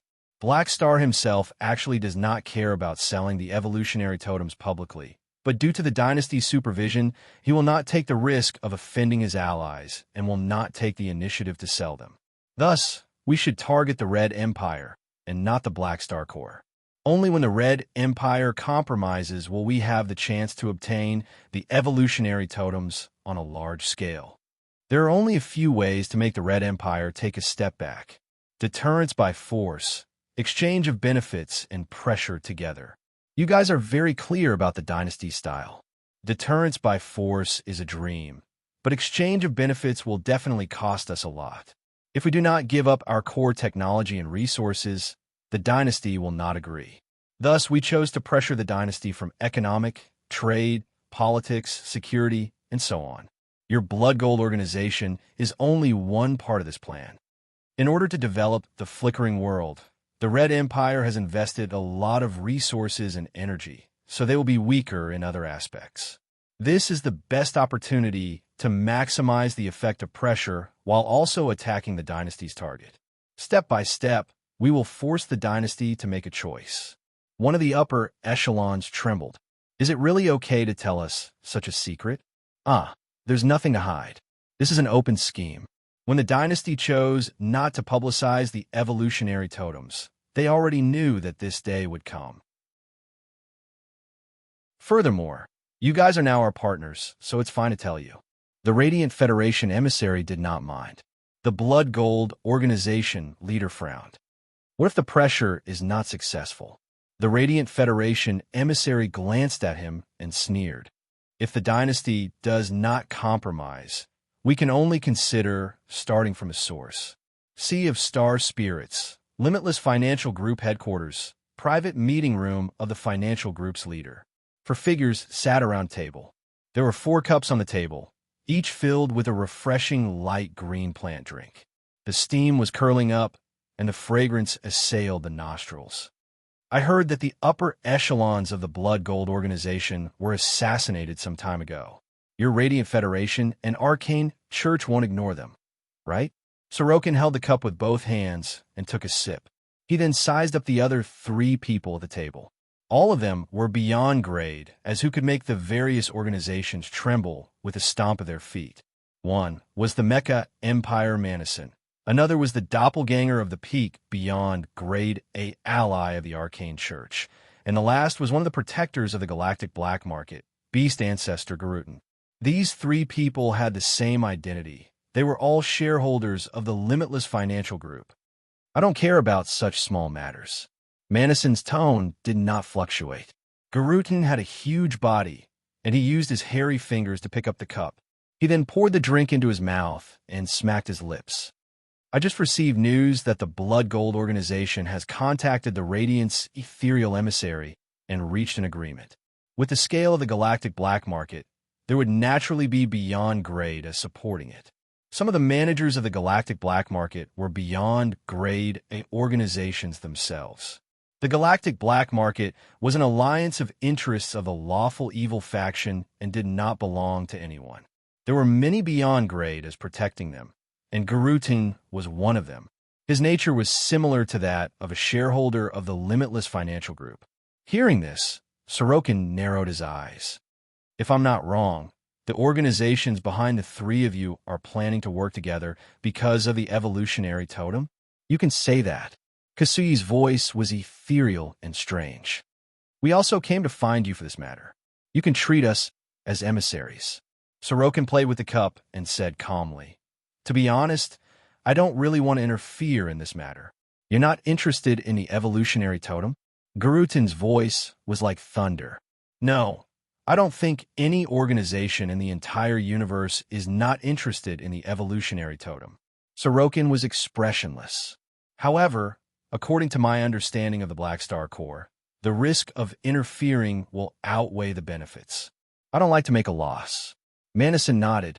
I understand. Not only do you have business with Radiance Ethereal, but you also have business with the Dynasty. You don't want to offend any party. Your Limitless Financial Group is different from the Gray organizations. You're a legal business organization protected by the law and have the capital to remain neutral. That's right. Sorokin shrugged. Haha, don't worry. We won't let you do anything overboard. Manison's mechanical body laughed, but there was no hint of a smile in his electronic voice. Oh, is there anything I can do to help? We hope that the Limitless Financial Group will step forward and invest in the Shattered Star Ring, using legitimate business competition to squeeze the Black Star Core's market and position. With the Limitless Financial Group's financial strength, this is a small matter. If you don't do anything to the evolutionary totem, the Dynasty won't interfere with your normal business activities. Sorokin raised his brows. Why do you want me to do this? This is part of the pressure on the Red Empire. The Black Star Core's opinion will affect the Dynasty's attitude toward the evolutionary totem to a certain extent. Furthermore, with such a huge business, we have to let Black Star know that he won't be able to handle it alone. Of course, other than these business reasons, I also have a conflict of interest with him, Manison said calmly. Sorokin smiled. So, Your Excellency, the Mecha Empire has a conflict with Black Star. To be honest, Black Star and I, we also have some personal grudges. So you've agreed. Of course, the opinions of the three shareholders have to be taken seriously. However, the business of the Black Star Core is not so easy to snatch. Sorokin's expression turned serious. I've done some research on the Black Star Core. Their development is rapid, and they are involved in dozens of industries. Their core businesses are in 4 major areas, which are military employment, resource extraction through cooperation with local civilizations, development of the flickering world, and the sale of the evolutionary totem. Forgive me for being blunt, but the latter 3 are all unique businesses that outsiders will find difficult to interfere with. Their core businesses are very difficult to deal with, so our Limitless Financial Group can only start from other areas. Thankfully, the Black Star Core has only been established for 20 years, and their foundation is not very stable. However, this still requires a very high cost. So, in the end, what benefits do I get by doing this? Hearing this, Manison moved his finger, and a virtual screen appeared on the table. On the screen was a long list. Resource support, political capital, deeper cooperation projects, more open industries. The specifics are all on the list. The risk you need to take is, at most, the Red Empire reducing the cooperation projects with you. However, this is the Galactic Era, and it is impossible for the Red Empire to completely stop all normal business cooperation with you. What you will get is a deeper business relationship with 2 universal civilizations. You believe in benefits and risks, and we believe that you will be able to make the right choice. We can give you a month to consider and give us your answer. It won't take that long. I can give you the answer now. Sorokin smiled. Sounds like a good business deal. There seems to be a bug in the server. I was stuck for a while before sending the message. Chapter 9:14. Shattered Star Ring, Black Star Corps Headquarters, Second Satellite, Number 001 Dome, Training Ground. This was a training ground that was much larger than the actual combat training room and could support a larger scale battle. It was built with high-strength alloy and could withstand even stronger attacks. The structure was similar to a circular stadium, and a gigantic circular mechanical dome covered the entire battlefield. The dome used a nano-mimicry screen that could simulate the environment of the battlefield. There were transportation channels at the bottom of the training ground that were connected to the warehouse of the training mechanical soldiers. Han Xiao sat on the high platform of the domed training ground and stared down with all his attention. Lagi, Phaidon, Reynold, and the others were beside him, either sitting or standing, looking down at the battlefield. At this moment, an intense battle was taking place in this domed training ground. There were a few openings on the ground, and a steady stream of training mechanical soldiers crawled out. There were rangers, mechanical beasts, hovering cannons, and small hovering shield shuttles. They all had different functions, and they charged at the two figures in the middle of the battlefield. The standard of this battle was Grade D, and they were all low-grade mechanical soldiers. They used gunpowder and electromagnetic weapons, and the small caliber cannons fired continuously. The armor-piercing, high-explosive bullets blasted the alloy ground of the training ground, creating a series of loud bangs. Some of the mechanical soldiers were equipped with electromagnetic weapons, and they shot out tracers at high speed. The tracers were like light blue arcs of light, creating sparks on the ground and walls. The two figures in the middle of the battlefield were a mechanical suit warrior covered in heavy black mechanical armor, and a mage covered in a runic magic shield. They were Nero and Tomar. After learning from Reynold for a few years, Nero's mechanical force had reached Grade D, and apart from learning theory and assembly, Reynold had also arranged for him to undergo practical training. Nero was still young, and his body was still in its infancy stage. However, because he had consumed the blood of the astral spirit dragon and the life energy that Aurora had given him, his cells were extremely active, and his physique was not any weaker than an adult of the same grade. The strength of his mechanical force was also far above the average of his grade. After 2 years of intensive learning, his intermediate mechanical sense had evolved into advanced mechanical sense, under the effect of advanced luck glow. During the training, they were not allowed to use the weapons that Han Xiao had given them. Nero's armor and the turrets under his feet were all built by himself, and they were extremely powerful with the enhancement of his mechanical force. One by one, the mechanical soldiers were blasted into pieces by his cannon fire. The reason why Han Xiao had come over was to test Nero's learning and see how this golden leak was growing. Tomar was also a main character who possessed the luck aura. He had extraordinary talent in magic. Ordinary mages would take 7 days to understand a spell model, but he was able to learn it in less than a day. His learning efficiency was astonishing. After learning from Lagi for so long, Tomar's growth was rapid. He was also a talent that Han Xiao had high hopes for. Rumble. In the field, the sound of gunfire was deafening. In the stands, Han Xiao touched his chin and said to Reynold, who was beside him, "His mechanical ability is not bad, but his close combat skills are not that great. As soon as the mechanical beasts get close to him, he will be flustered. He still lacks experience. This is my negligence. I have been focusing on mechanical learning and neglected his close combat skills. In the future, I will increase his close combat skills," Reynolds said with a serious tone. "Increase the intensity," Han Xiao said with a heavy tone.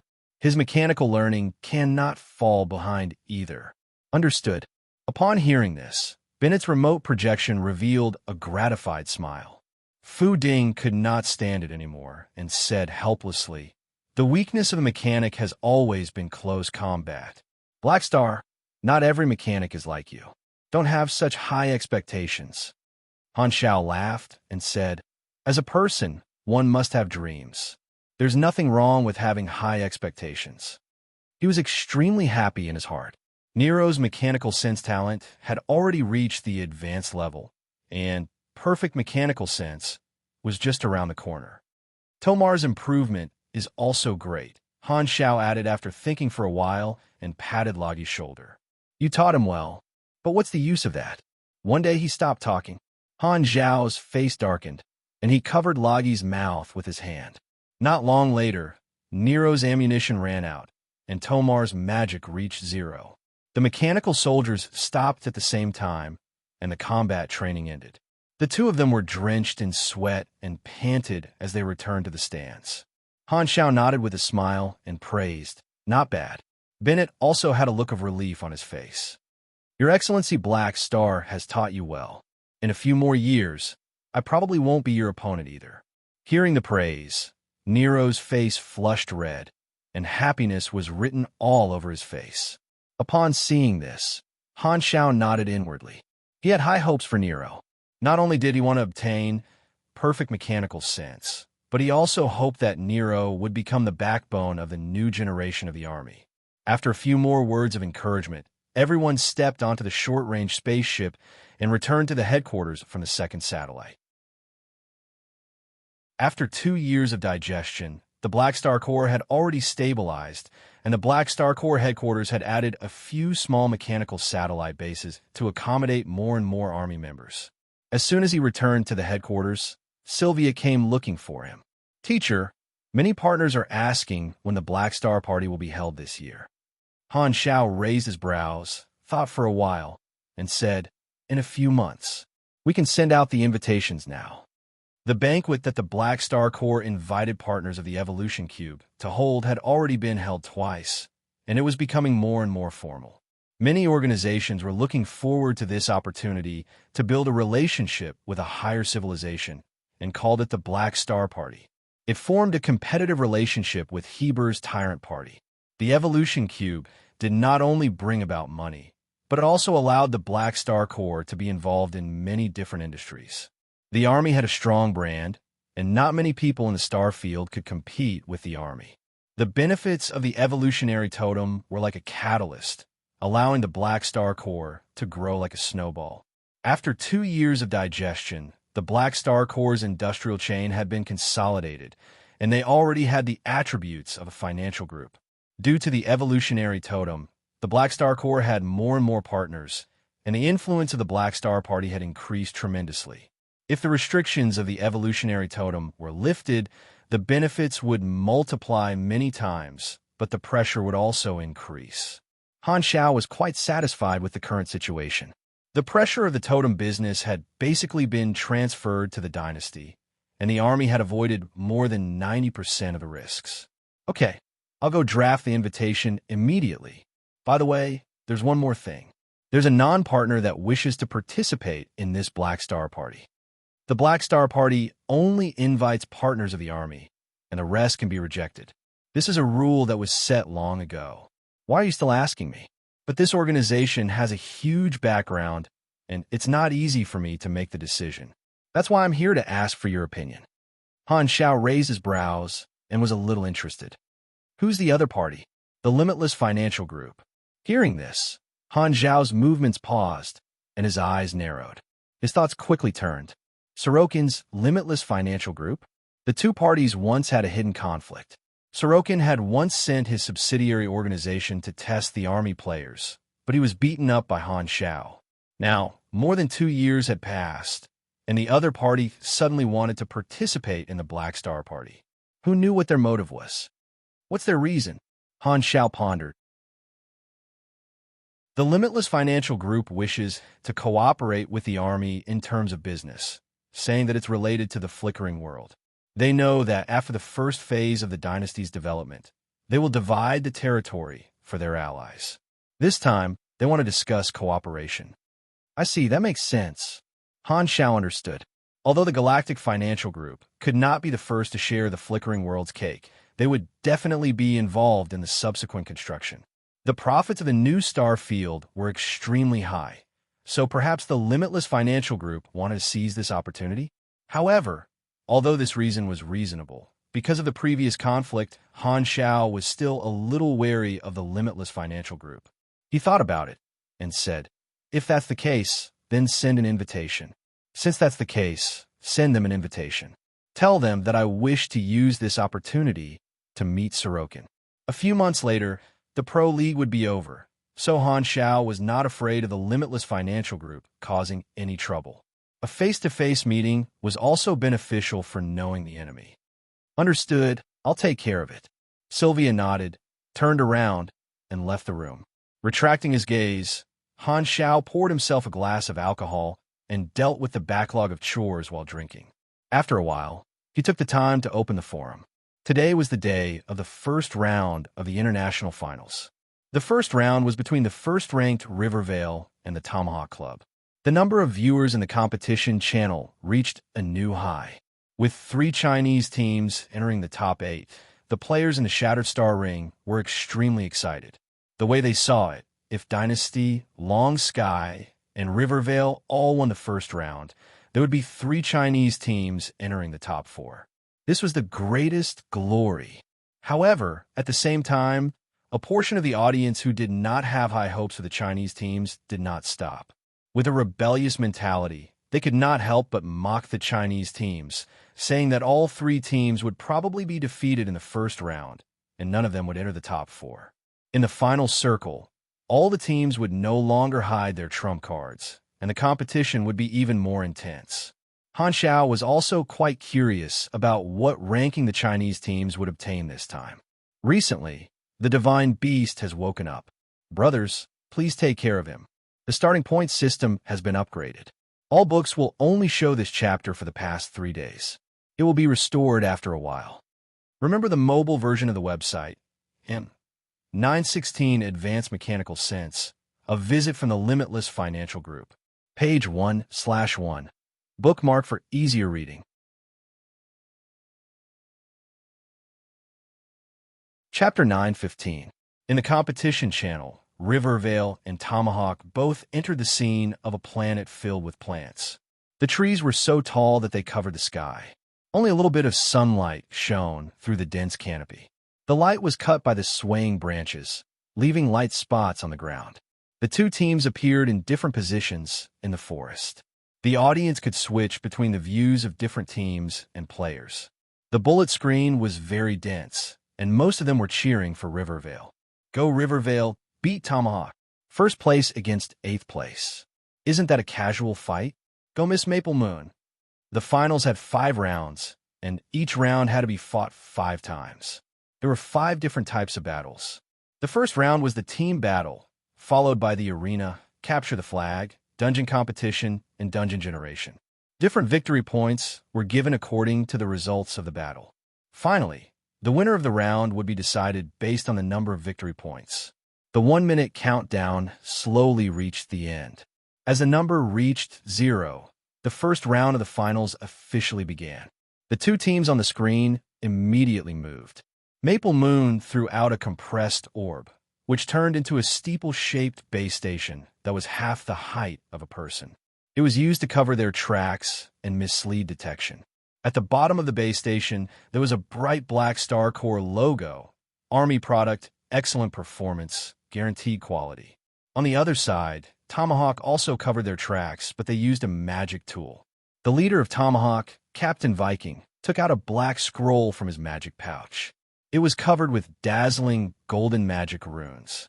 He tore the scroll with both hands, and a white gas with a high concentration of magic flowed out and covered the entire Tomahawk team. Everyone's body became translucent. Han Xiao was also looking at the forums. When he saw the special runes on the scroll, he couldn't help but raise his eyebrows. Oh, this is a supreme magic scroll? The material of this magic scroll was very rare. It could contain more powerful spells, and it had to be made by hand. Han Xiao had seen Lagi make one before, and it was at least master-level spells. It was very expensive.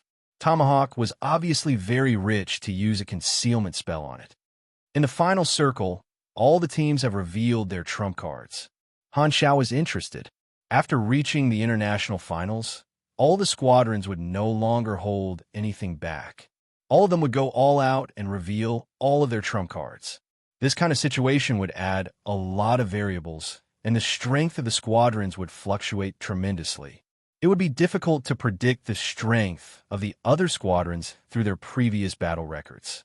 Team battles had always been the way of the kings. Different battle tactics will be formulated according to different scenarios. For example, in such a large forest, it was obvious that they would need to fight in the forest. The main point was to conceal themselves and discover the enemy. It was a battle of wits and courage. After covering their tracks, the two battle teams began to look for their opponents. Rivervale relied on multiple detection radars, while Tomahawk cast rune magic and added magic such as insight, clairvoyance, aura detection, and so on. Due to cultural reasons, Swedish Tomahawk preferred to use magic. The two teams moved slowly, and the atmosphere was tense. Under such circumstances, the commentator of the Chinese competition channel began to explain the match to liven up the atmosphere. All right, both teams have entered the battlefield. As we can see, the small map of the battlefield is divided into 16 areas. The top left is A1, and the bottom right is D4. The horizontal lines are arranged according to the same letter, but different numbers. Rivervale is currently at A3, at the top of the map. Tomahawk is at C1, at the bottom left. Now, we will see what route they will take. Oh, sure enough, both sides have used the high-altitude maneuver. A member of Tomahawk was a birdman. He spread his wings, broke through the canopy, and flew in the air, overlooking the battlefield. On the other side, Maple Moon threw a few compressed orbs into the sky, turning them into floating soldiers. They patrolled in the sky at an even faster speed. To the current players, flying was already very simple. However, in this scenario, due to the cover of the trees, flying did not have much of an advantage. With the compressed orb technology, mechanical equipment was much more portable. The capacity and speed of the machines that mechanics could bring with them were greatly increased, and the changes brought about were completely subversive. Just like in the previous version, Maple Moon could not bring dozens of machines with her, nor could she complete the field with a wave of her hand.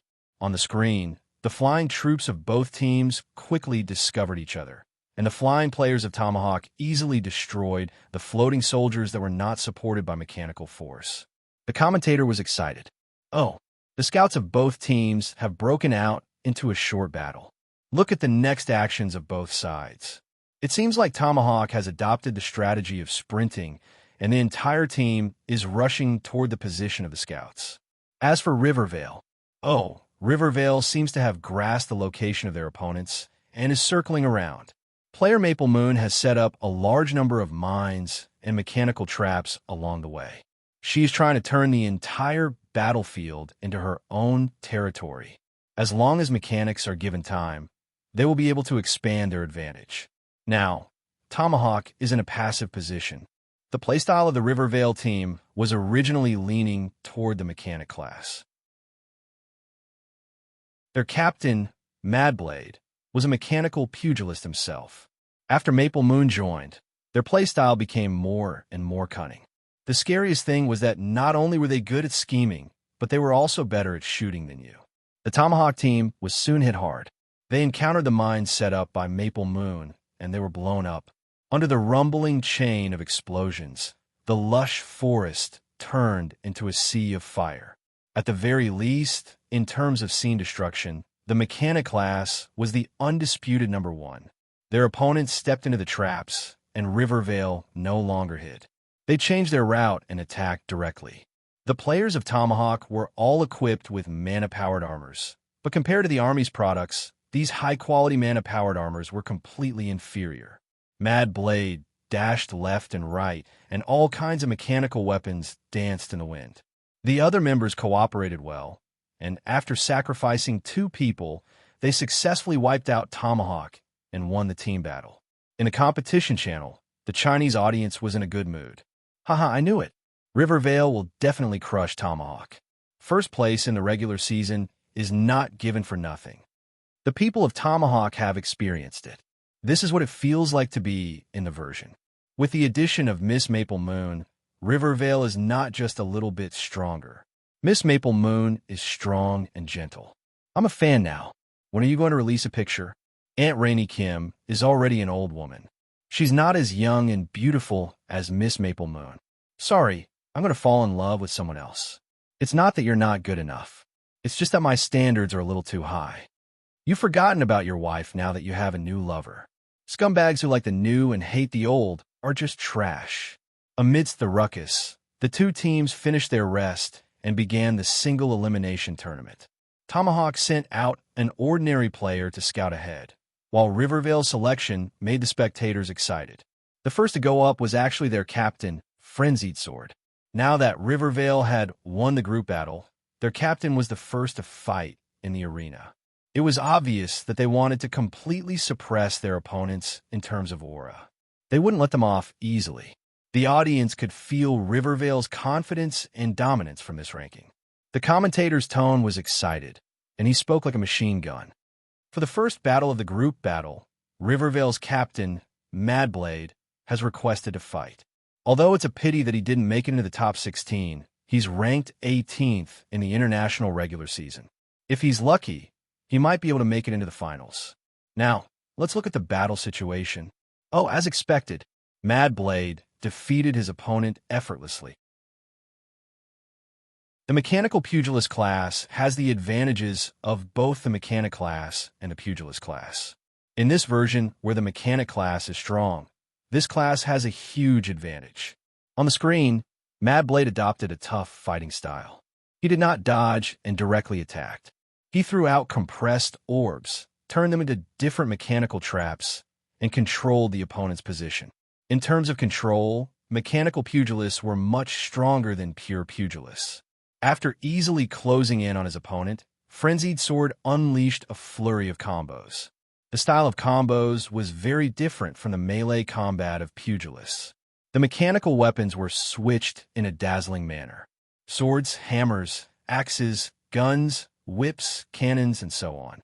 Using different weapons to continue the combo, this extremely difficult to control combo flowed smoothly like water, emptying the opponent's HP bar in less than a minute. He was really strong, and he was also really handsome. Although his class was no longer the pugilist from his previous life, Madblade clearly had a second chance. Tomahawk could no longer sit still. Captain Viking was the second to go out and face Madblade. It was a captain versus a captain. Captain Viking was a pugilist. He took off his heavy armor and activated a berserk buff that was triggered when he was unarmored. His exposed skin was covered in green runes that provided defense and regeneration. He held 2 orange-grade enchanted axes. Roar, blood and glory. Captain Viking slammed his axes together and roared at Madblade. Madblade stood opposite him with his hands on his waist and was speechless. As expected of a pugilist, his resistance to shame is really high. He was so immersed in the role. This foreigner was indeed fond of cosplay.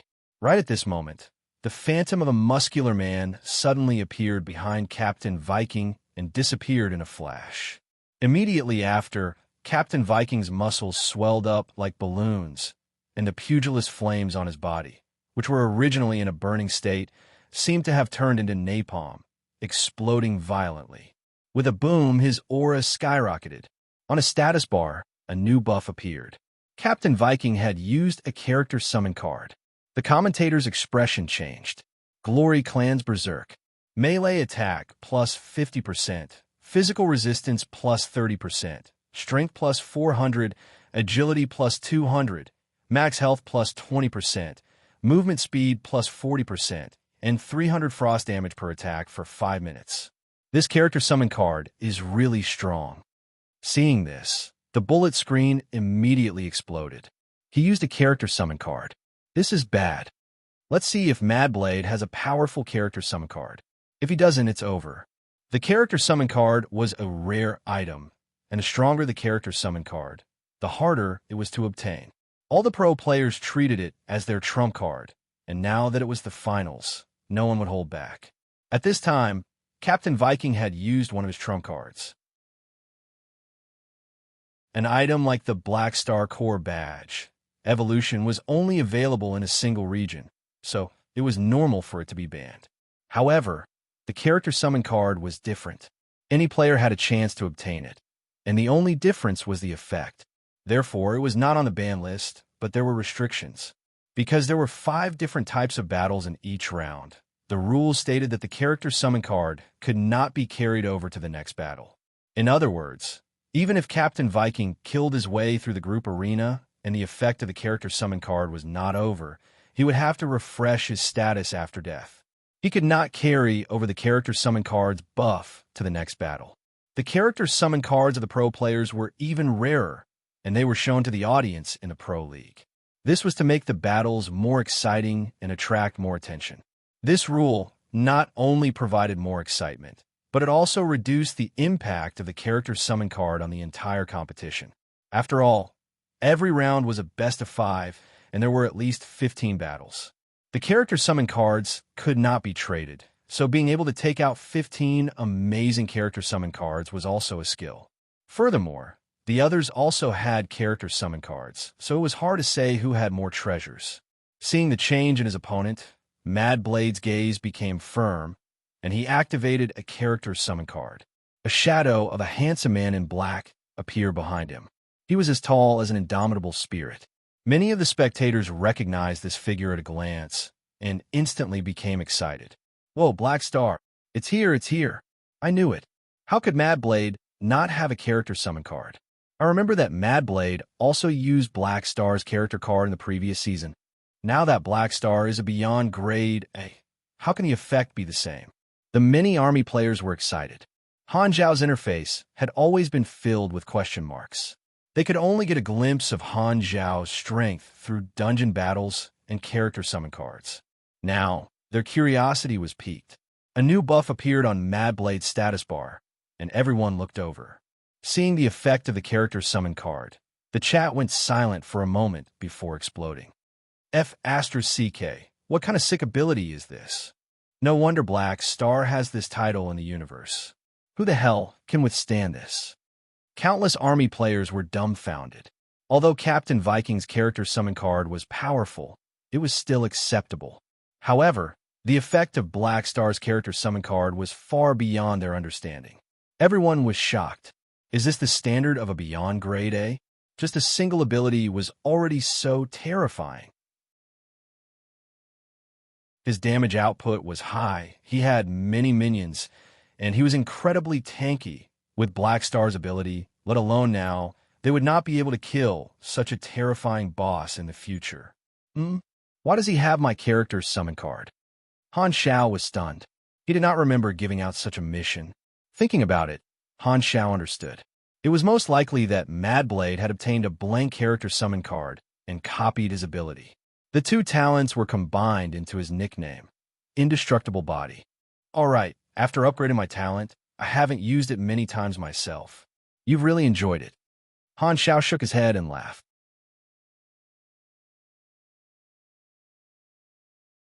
Chapter 9:16. With the buff from the Black Star character summon card, Indestructible Body, Mad Blade was like a god descending from the heavens. He gave up on more than 80% of his defense and focused on dealing damage. The close combat mechanical weapons slashed and swept crazily, blasting out many trenches on the arena. They kept switching guns and firing swarm-tracking bullets, causing a series of rumbling explosions. Orange-red flames rose up, and the temperature rose rapidly. The smell of gunpowder filled the air. Captain Viking was in a terrible state. He kept rolling around in the range of the explosions to avoid the damage. He had activated the Berserk character summon card and wanted to fight Mad Blade head-on. However, any damage he dealt to Mad Blade would be healed in the blink of an eye, and his attacks were ineffective. With such an insane recovery ability, there was nothing he could do. Captain Viking had no choice but to change his strategy and stall for time. The character summon card had a time limit. Although Mad Blade's recovery was ferocious, his damage was not increased. Captain Viking no longer had any thoughts of defeating Mad Blade and only wanted to stall for time. The longer he could stall for time, the easier it would be for his teammates. Captain Viking activated his special ability, and the epic enchanted battle axe in his hands turned blue and transparent. It was as though it had turned into an axe made of ice, and the normal physical attack turned into a frost slash to slow down Mad Blade. Mad Blade did not care and continued to close in. The mobility of a mechanical pugilist was far higher than that of a pugilist. Even if his speed was slowed to a certain extent, Captain Viking would not be able to escape from his range. With a kacha sound, the arm of his mechanical suit switched to an enormous alloy axe. Mechanical force flowed around it, and it smashed down crazily. Clang! Clang! The alloy axe with dazzling mechanical force wrapped around it clashed with the ice-like dual axes time and time again, producing crisp sounds. Large amounts of orange-red sparks and blue ice shards splashed out, and an invisible shockwave burst out every time they clashed. The two of them were shrouded in tornado-like ice storms and lightning bolts, and the special effects were extremely dazzling. After all, they were both Grey Beast supers, and the special effects of the battle between the players were even better. Captain Viking could only hold on, and it did not take long for his health to fall below 40%. On the other hand, Mad Blade was still as lively as ever, and the strength of every attack was still at its peak. Crack! Right at this moment, the ground beneath Captain Viking's feet cracked open, and a burrowing spider broke out of the ground. It released a large amount of electricity that gathered at Captain Viking's feet. Captain Viking's feet went numb, and he entered a temporary state of movement paralysis. In the midst of the intense battle, Mad Blade secretly operated his mecha and used the movement as a cover to release the mechanical spider from his leg armor. He stealthily moved to Captain Viking's feet and released a control skill to stun the enemy. Mechanical pugilists had a lot of tricks up their sleeves when it came to melee combat. They were like the combination of a weapon master and a hidden weapon master. The number of control skills they had far exceeded that of pugilists. Seizing the opportunity, Mad Blade switched to a mechanical spear and thrust it forward. Captain Viking could only raise his axes to block. Clang! The mechanical spear landed heavily on the surface of the dual axes, and sparks flew. Captain Viking felt a powerful force surging toward him, and there was even a high-frequency vibration in it. Clearly, the spear had used a skill to complement the weapon's characteristics. The force of his dual axes was offset, and his defensive stance was broken apart. The next moment, the tip of the mechanical spear suddenly changed shape and split into 4 spider legs. They bent and pierced into Captain Viking's back, fixing him on the spot. It looked like the mechanical spear had turned into a claw that grabbed onto the target. At the same time, the tip of the mechanical spear turned into a black cannon, and a dazzling plasma light surged out from it. It was aimed at the immobile Captain Viking. Shwa! A bright blue plasma beam shot out from within and instantly pierced through Captain Viking's chest. The plasma beam extended for a meter and did not dissipate, as though it had turned into a sword. This was the release of the weapon's form, turning into a light spear. Mad Blade made use of this opportunity to unleash a beautiful combo of weapons, exhausting Captain Viking's last bit of health and killing him on the stage. Because of the Black Star character summon card, he was able to give up on defense and focus on attacking. Without having to worry about his health, his margin for error was increased by dozens of times, and he was more willing to take risks. As a result, his skill level was raised to a whole new level. This combo is really cool. The mechanical pugilist class is still the coolest. I feel like training a Smurf mechanical pugilist account. Stop dreaming. The mechanical pugilist of a professional player is completely different from your mechanical pugilist. Don't try to trick others. The next player quickly went up the stage. Even if he tried to stall for time like Captain Viking, it was useless. Mad Blade became even more valiant and killed 3 Tomahawk players in a row. With the existence of the Black Star character summon card, his endurance was far beyond imagination. He was practically a perpetual motion machine. The Chinese audience watched with great interest. However, as Mad Blade continued to use the abilities of the Black Star character summon card, many of them suddenly realized a strange problem. By the way, Black Star seems to be a mechanic, right? That's right. This indestructible body ability is much stronger than the advanced strength and life ability from the previous batch. No matter how I look at it, it looks like the core ability of a pugilist. I understand now. A mechanic without endurance has no soul. I get it. It turns out that tanking is the true way to play as a mechanic. The Chinese audience mocked. However, speaking of which, Mad Blade seemed to have used Black Star's ability every batch. They had personally witnessed how the effects of the Black Star character summon card became monstrous step by step. From the first batch's machinery affinity bonus, the second batch's advanced strength and life, and now the current indestructible body, it was a huge improvement every time. We can be considered to have witnessed the rise of Black Star step by step. Many people had this thought, and their hearts rippled with the satisfaction of witnessing it. Mad Blade's combat strength was overwhelming, and he used all kinds of postures to press his opponent to the ground and grind him back and forth. Tomahawk did not waste his trump cards and let Mad Blade kill his way through the group arena alone, once again obtaining a large number of victory points. Although it was only a fleeting moment, the terror of the indestructible body had already left an indelible impression in the minds of countless players. Everyone was very curious about what other powerful abilities Black Star had, and it was always an eye-opener. Looking at the discussions on the forums, Han Xiao could foresee that in the future, as long as the army players obtained a blank character summon card, they would probably all run over to copy him. Following that, the arena became Maple Moon's stage. She directly set up a fortress at the flag point, using her firepower to bombard the ground. If Tomahawk wanted to capture the flag, he would have to pay several times the price. This caused the difference in the flag point between the two sides to grow larger and larger. Rivervale did not give Tomahawk any chance to turn the tables and obtained another victory. After winning 3 matches in a row, Rivervale had already stabilized their victory. The remaining 2 dungeons were much easier, and they were just going through the motions.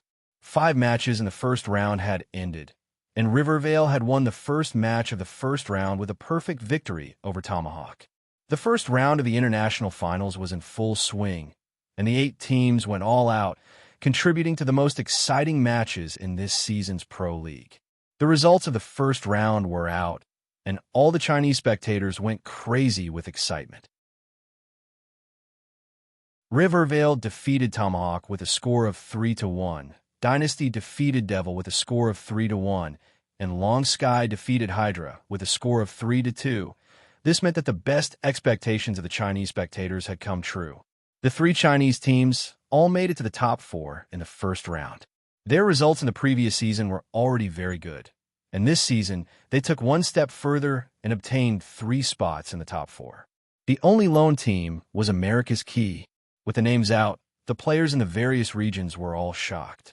No one had expected China's performance to be so strong this season, truly dominating. This was the Demon King. The Chinese teams in this season were terrifyingly strong, and Qi was the only one who carried the hopes of all the players in the other regions. Apart from the Shattered Star Ring region, the other players all hoped that Qi could rise up and break the seal of the Demon King of China, becoming the vanguard against China. Compared to the mentality of the foreign spectators, the Chinese players were overjoyed. They had obtained 3 spots in the top 4, which meant that they had already secured a spot in the finals. Furthermore, the chances of the Chinese teams meeting this time were even higher. In the World Finals, if the final 2 teams were clubs from the same country, it would be a great honor. If China could be the first to achieve this result, it would be the same as creating history. It would be a special milestone, and the Chinese players were looking forward to it. The anticipation of the Chinese spectators and the hatred of the foreign players placed all the pressure on Rivervale. The opponent that Qi had drawn for the semifinals was Rivervale. If they won against Qi, everything would be fine. Rivervale would become the record holder and obtain the opportunity to become a powerhouse club. But if they lost to Qi, it would be a waste of this great opportunity to create a milestone. The domestic audience's hopes would be dashed, and their club's hard-earned reputation would definitely plummet. This was a double-edged sword. To all the spectators, the battle between Rivervale and Qi was equivalent to the finals of this season. As long as Rivervale won, The championship would be in the bag for China. On the Shattered Star Ring, the players spontaneously started to gather information on the key squad, analyze the enemy's tactics, and help Rivervale analyze the intelligence. Although Rivervale did not necessarily need it, this enthusiasm greatly encouraged Mad Blade and the others. Under everyone's gazes, the semifinals began. No one wanted to watch the battle between Dynasty and Long Sky. Almost all the spectators went to watch the battle between Rivervale and Key. In terms of team strength, Key had the core players transferred from the Devil World, and their overall strength was definitely top tier. Those who could make it out of group, they were not simple. Furthermore, most of the Americans were from the demon race and were very talented. Key's team leader was Key of Solomon. Mad Blade was his old opponent, and the two of them had fought in the first singles competition. At that time, Key of Solomon had lost to Mad Blade. After 2 versions, Key of Solomon had also improved. As soon as the two teams started fighting, the competition entered a white-hot climax. They fought until the sky turned dark and the earth turned dark. They were deadlocked. Very soon, after 4 rounds of intense battles, the score was 2-2, and they entered the final match point. Be it the Chinese or foreign spectators, their hearts were in their throats, and their hearts fluctuated with the situation of the battle. In the final match, the gap between the two teams did not increase in the group battle or the single elimination round. However, in the subsequent Capture the Flag and Dungeon rounds, Maple Moon displayed her might and used all of her trump cards. Even the prototype of the Void Dragon mechanical suit appeared, helping her team secure victory in one fell swoop. In the end, the score was 3-2, and Rivervale won the semifinals. Maple Moon's contribution was the most, and she gained a large number of die-hard fans. On the other side, Dynasty defeated Long Sky. The two teams fought each other like the previous season, but the result was the opposite. Long Sky lost to Dynasty this time and stopped in the top 4. Dynasty had completed their revenge. The two Chinese teams met in the finals, setting a milestone for the Pro League. While the Chinese spectators were excited, they also heaved a sigh of relief. Because Key did not enter the finals, the foreign spectators were very disappointed. The finals of the Chinese Civil War did not receive as much attention as the semifinals. Although the two Chinese teams had a strong desire to win, there was no conflict between them, and they fought steadily. Unfortunately, Rivervale had expended a lot of energy in the semifinals, and it was obvious that they were at a disadvantage. On the other hand, Dynasty only fought 4 semifinals and rested for a period of time. In the end, Rivervale lost regretfully, and Dynasty took the crown of the international finals, allowing China to defend their title. The Chinese spectators were elated, but they were not as surprised as when they won the championship for the first time in the previous season. Instead, they were more satisfied. The current Chinese team was one of the top teams in the international arena, and winning the championship was worth celebrating. However, it was not that surprising. Unlike in his previous life, it was not the Chinese teams challenging others, but others challenging the Chinese teams. This feeling of being challenged as the Demon King made many Chinese spectators feel very comfortable. Because Rivervale had completed the milestone of the finals.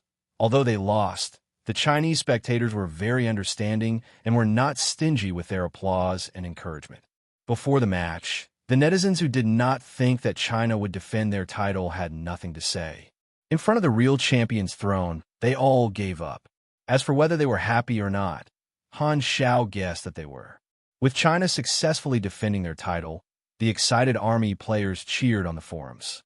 Han Xiao was also very happy. However, to him, this was a mixed blessing. The results of the Pro League would affect the daily activities of the players. In the next version, all the major divisions would be gathered in the flickering world. China had won 2 championships in a row, and it was very likely that they would become the target of everyone. As the largest faction in Shattered Star Ring, the Black Star Corps would be challenged and targeted by the players of the other factions. Just those foreign clubs alone would definitely unite to focus on suppressing the Chinese clubs, snatching resources, snatching missions, and snatching territories. Version 4.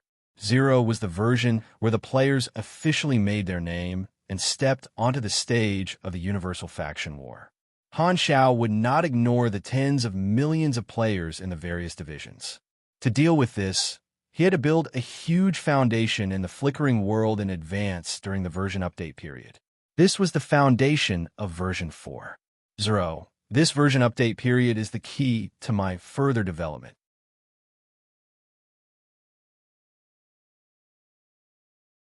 Chapter 9:17. For the next 10 days or so, the forums of the Shattered Star Ring were filled with joy. The third season of the Pro League ended with China winning the championship and occupying 3 of the top 4 spots. This was China's best result in the Pro League, and Dynasty, Rivervale, and Long Sky received a lot of praise. The players were still in a state of excitement, reviewing the Pro League and discussing the exciting battles. The forums were flooded with posts. The various club guilds rented a place in the Black Star Army headquarters to hold activities and interact with the ordinary players. It was very lively. At the end of the version, the guild civil war that the players had participated in had come to an end.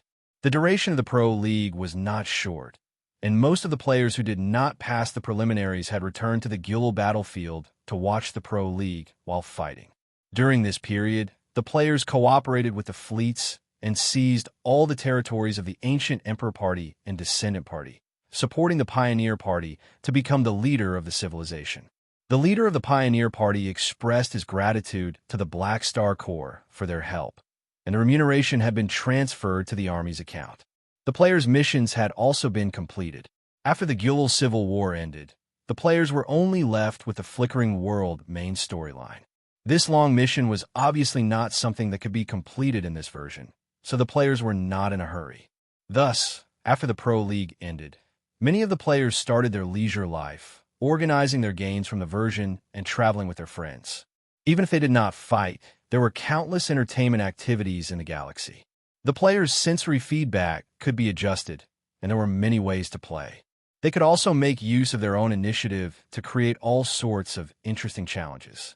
Version 0 had experienced so many major events, and the players had personally witnessed the entire process of the Black Star Corps becoming a beyond grade A organization. As the players completed more missions for the Black Star Corps, their sense of belonging grew stronger. This was a win-win situation. With the efforts of all the players, the content of the Galaxy Chronicles had become many times richer, and the information of the Black Star Corps had also become more detailed. From its establishment to its rise, the players had witnessed it. Galaxy Times came out with a new program, interviewing the 4 Chinese teams that had made it into the international competition and making predictions for the next version. Han Xiao, who was supervising Sylvia's preparations for the Black Star Party, also watched it immediately. "Hello, players," the male host said. "This is the Galaxy Times, dedicated to sharing first-hand game information and protecting your gaming career. The third Galaxy Pro League has come to an end," the female host said. Dynasty, Long Sky, Rivervale, and Temple of God, as the representatives of China, have achieved excellent results in the international competition. Today, we have the honor of inviting the captains and some of the players of the 4 teams to talk about the challenges and interesting things that happened in the league. On the screen, the contestants of the 4 teams appeared and waved to the audience. After exchanging a few pleasantries, the interview began. "King Admiral God, what do you think about Dynasty winning the championship this time?" "Dynasty's condition is great this year. We've performed as well as we should. The whole team is pretty happy to be able to win the championship," King Admiral said lazily. Second Prince coughed dryly and could not help but say, "We won the championship because the team members worked together very well. Everyone did their best within the scope of their abilities. This is everyone's credit. It's definitely not because of the captain's leadership." The host said a few more words and turned to look at Rivervale. "Team Rivervale, although you missed the championship, your contributions cannot go unnoticed. You eliminated Team Key in the semifinals and secured the title for China. I thank you on behalf of the audience. We only did what we could." Mad Blade's tone was humble. "Rivervale is a new team, but they're improving very quickly. Their results have been improving for the past 3 seasons, and they've risen rapidly.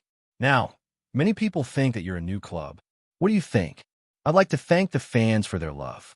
During the semifinals, countless people gave us advice. I'm really touched. Mad Blade nodded. In this season, Maple Moon also made a huge contribution to Rivervale, the host said. As the captain, what do you think of her? Mad Blade thought for a while and said seriously, so far, the best thing that Rivervale has done is to sign Maple Moon. She's greatly complemented our team's strength and is an indispensable member of the team. She's my right-hand woman. After 3 seasons of hard work, Mad Blade was no longer a new player in the eyes of the audience. He was a god in the top tier and had the same status as Hao Tion. Maple Moon had also become a core player of Rivervale and had a large number of fans. Her status was like second prince of Dynasty and sleepy winter of Long Sky. The host continued to interview them one by one. Long Sky was not happy. Although the top 4 was not bad, it was a step back for them. Finally, it was Temple of God's turn. The comments were instantly filled with joy. Host, as a sacrifice, what are your thoughts? Thank you, Temple of God, for your sacrifice. Ignite yourself and illuminate others. So, I've been wrong about Legal all this time. You're a selfless saint. I've become your fan. Shout with me. Hey, stop, Brother Shrine. Temple of God's contribution is really huge. If it was one of the other 3 teams that got selected in a Group A, Temple of God would have wasted at least 1 spot. Temple of God would have most likely fallen in the first round of the finals. If it was Long Sky, they might not have made it, and they would have lost 2 spots. Now that Temple of God has been selected into Group, it's like sacrificing the weakest team in exchange for the other 3 teams to make it to the finals.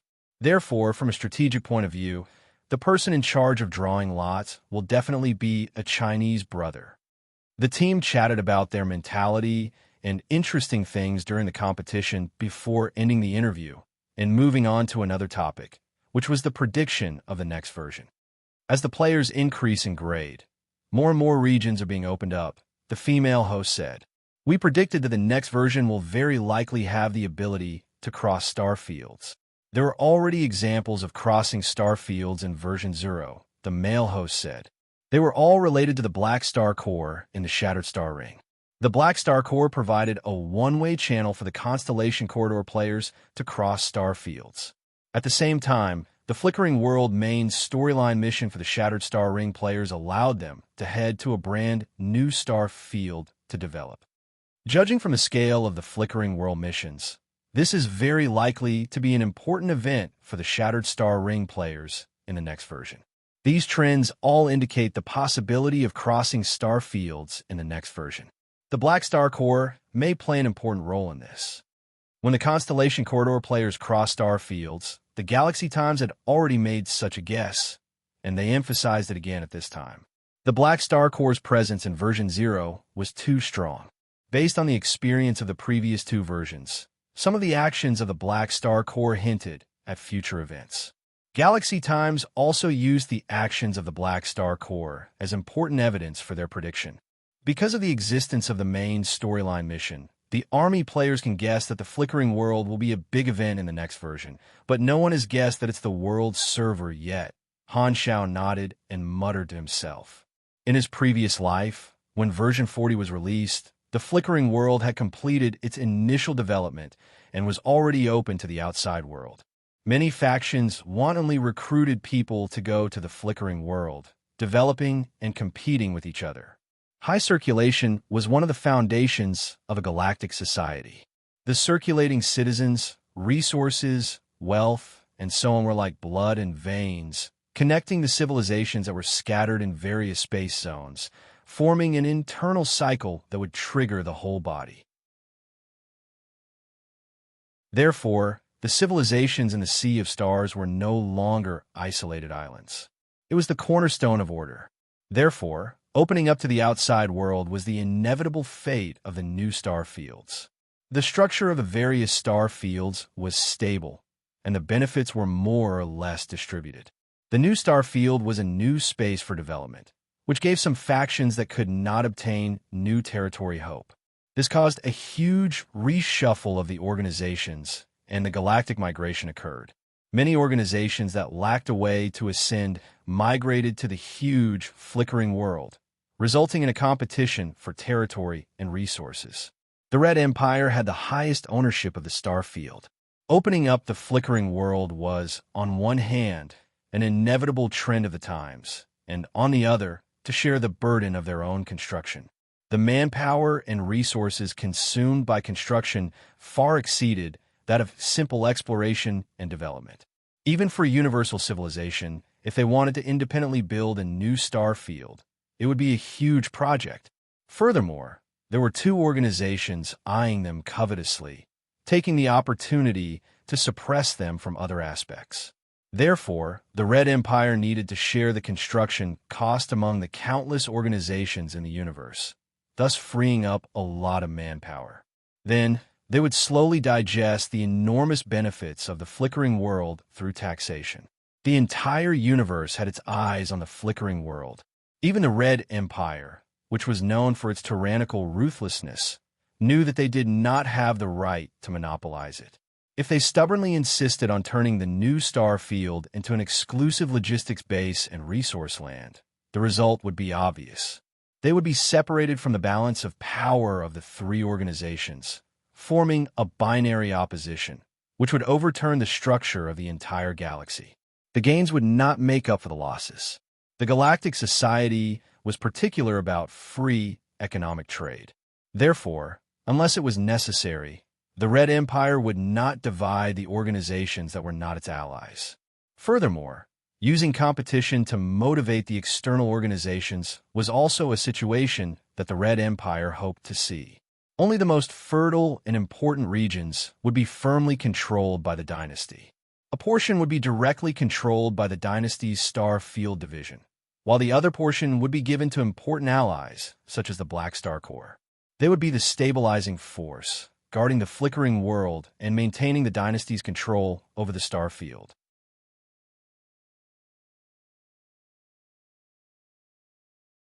Chapter 918. The first phase of the Red Empire's development of the flickering world is about to end, and we can begin construction very soon. At that time, we will need a huge amount of funds and energy. The army has plenty of funds now, and with the dynasty's support, I don't have to worry about the lack of resources during the version update period. Han Xiao nodded. The evolutionary totem was a monopoly business, and, as a faction specialty, it had brought him a huge amount of funds. Among all the beyond Grade A allies of the dynasty, he was probably the one who did not lack money the least.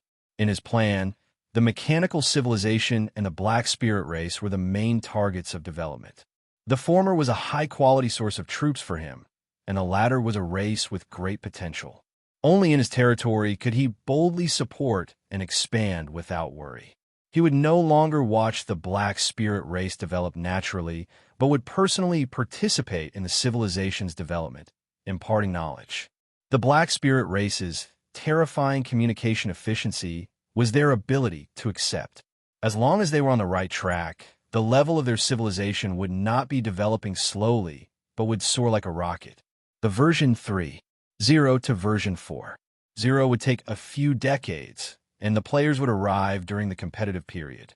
As soon as they entered, they would be faced with an organization that had already taken shape. The initial development of the flickering world was just a background introduction, and he would have to personally experience this blank period of development. With the experience of his previous life, he knew all the organizations that came to the flickering world to compete. This was a huge advantage. During this version update period, the entire galaxy would be focused on development and expansion. The Red Empire would be under a lot of pressure, and because of the evolutionary cube, he would also face some trouble. However, with his position and strength, there would be very few external threats. The Black Star Army had only been established for a little more than 20 years, and the few decades of version updates were just right for the Black Star Army to build up its foundation and complete the transformation from a new force to an old force, laying down a more stable foundation. Hela has always been growing. Although the speed is not as fast as in my previous life, with my help, her potential is even higher. She will very likely become a new beyond grade A super in the version update period. Han Zhao's eyes sparkled. This way, he would have one more top combatant on his side, increasing the influence of the army. Even if Hela could become independent, with the relationship between Floating Dragon Island and himself, they would still be allies. At that time, the Shattered Star Ring would have 6 beyond grade As, and the army would be able to benefit greatly from it. Cisco's days were even more difficult throughout version 3.0. He had gained a huge amount of EXP from the major events and players. They were all stored in the interface. During the version update period, when players went offline, major events were not common. The accumulated EXP was a strategic reserve to support him through the version update period. At his current level, the EXP required to level up was close to 10 billion, and every time he leveled up, he would need hundreds of millions of EXP.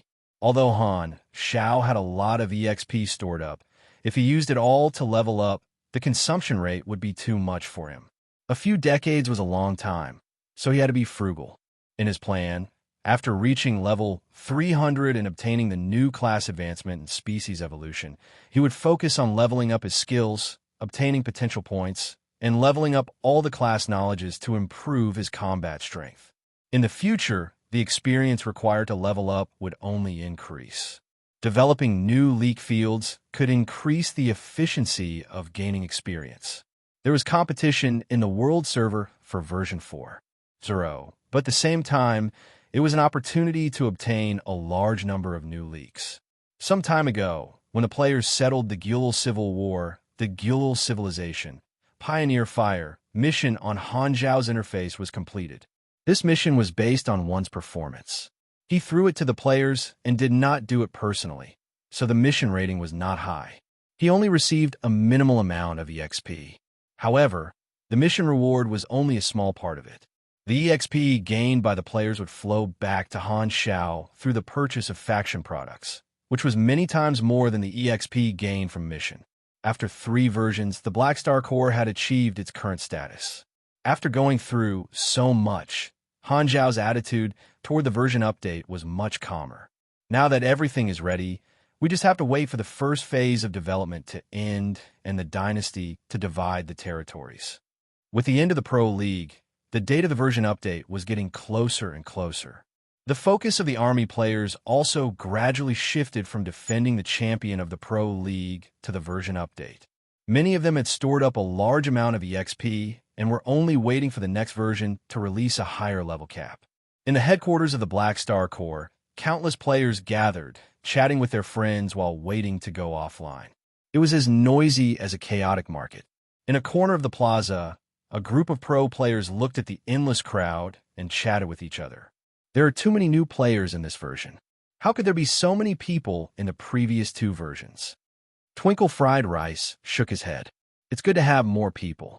Only then will the Pro League have higher ratings. Liga smiled. I wonder how long the update will take. Maple Moon asked curiously. It shouldn't be too long. Our Flickering World mission is not over yet, so we will definitely continue to explore it in the next version, Madblade replied. Sigh. I'm really curious about what the Black Star Corps will be like in the next version. As the few of them chatted, they suddenly noticed King Admiral waving at them from not far away. Madblade and the others walked over. Everyone gathered, and King Admiral said with a smile, Since everyone is here, let's have a meal together during the holidays to celebrate this title defense. I have no objections. Liga was the first to agree. I remember that after the Pro League last year, we had a gathering too. Sleepy Winter stroked his chin. That's right. Let's just treat this as a regular event after winning the championship. The champion will be responsible for treating all the Chinese players to a trip. Let's eat something good. After all, we got the championship prize. Don't send us away with food stalls like Long Sky did last time. Food stalls are the most affordable, Hao Tian said. Everyone cheered, and King Admiral had a helpless expression as he agreed. Very soon, all the players went offline one after another, turning into white light and disappearing. The crowded square suddenly became empty. Han Zhao, who was monitoring the situation in the square in his office, also received a notification on his interface. Version 3.0 update activated. Saving data. Saving complete. Player forums closed. Update time unknown.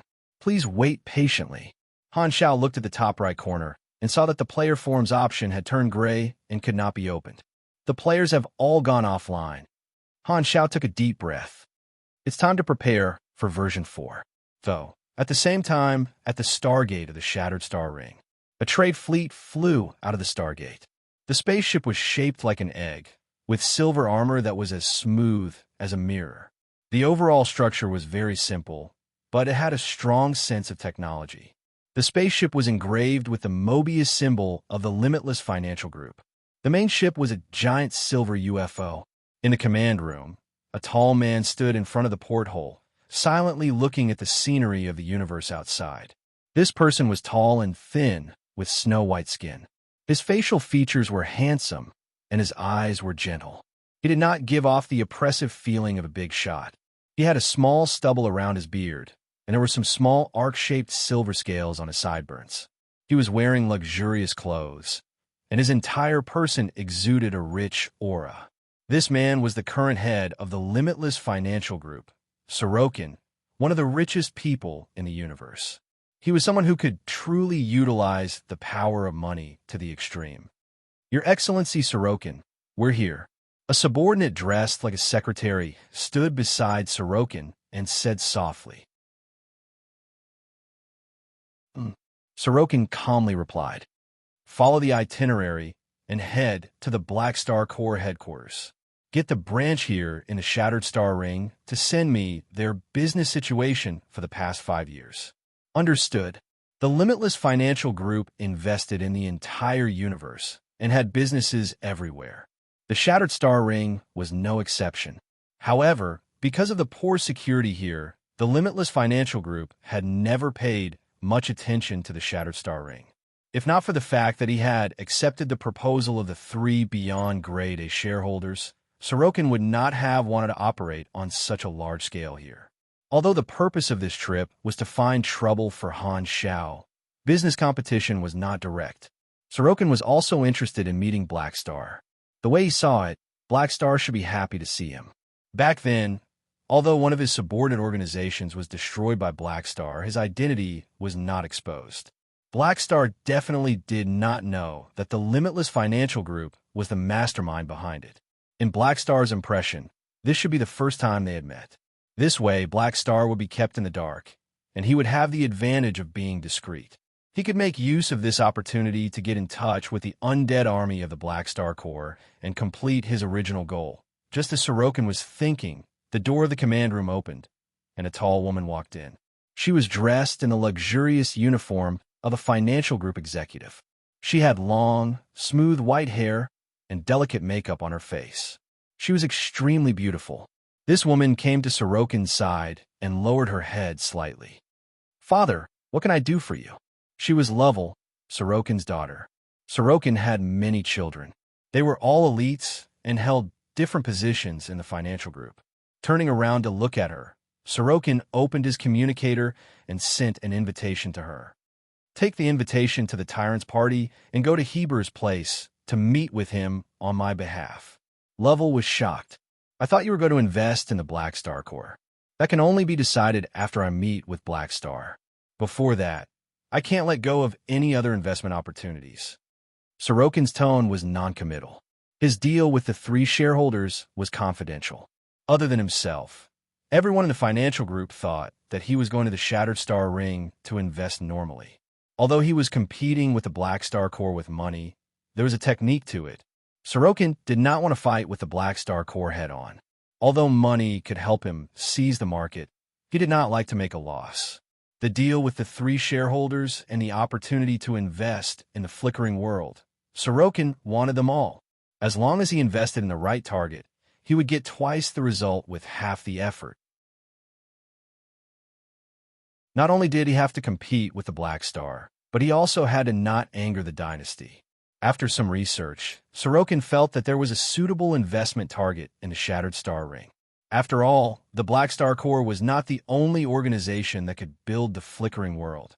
You're tuning into the Warrior Lore YouTube channel. Don't forget to subscribe and join us on this journey to catch the most captivating stories.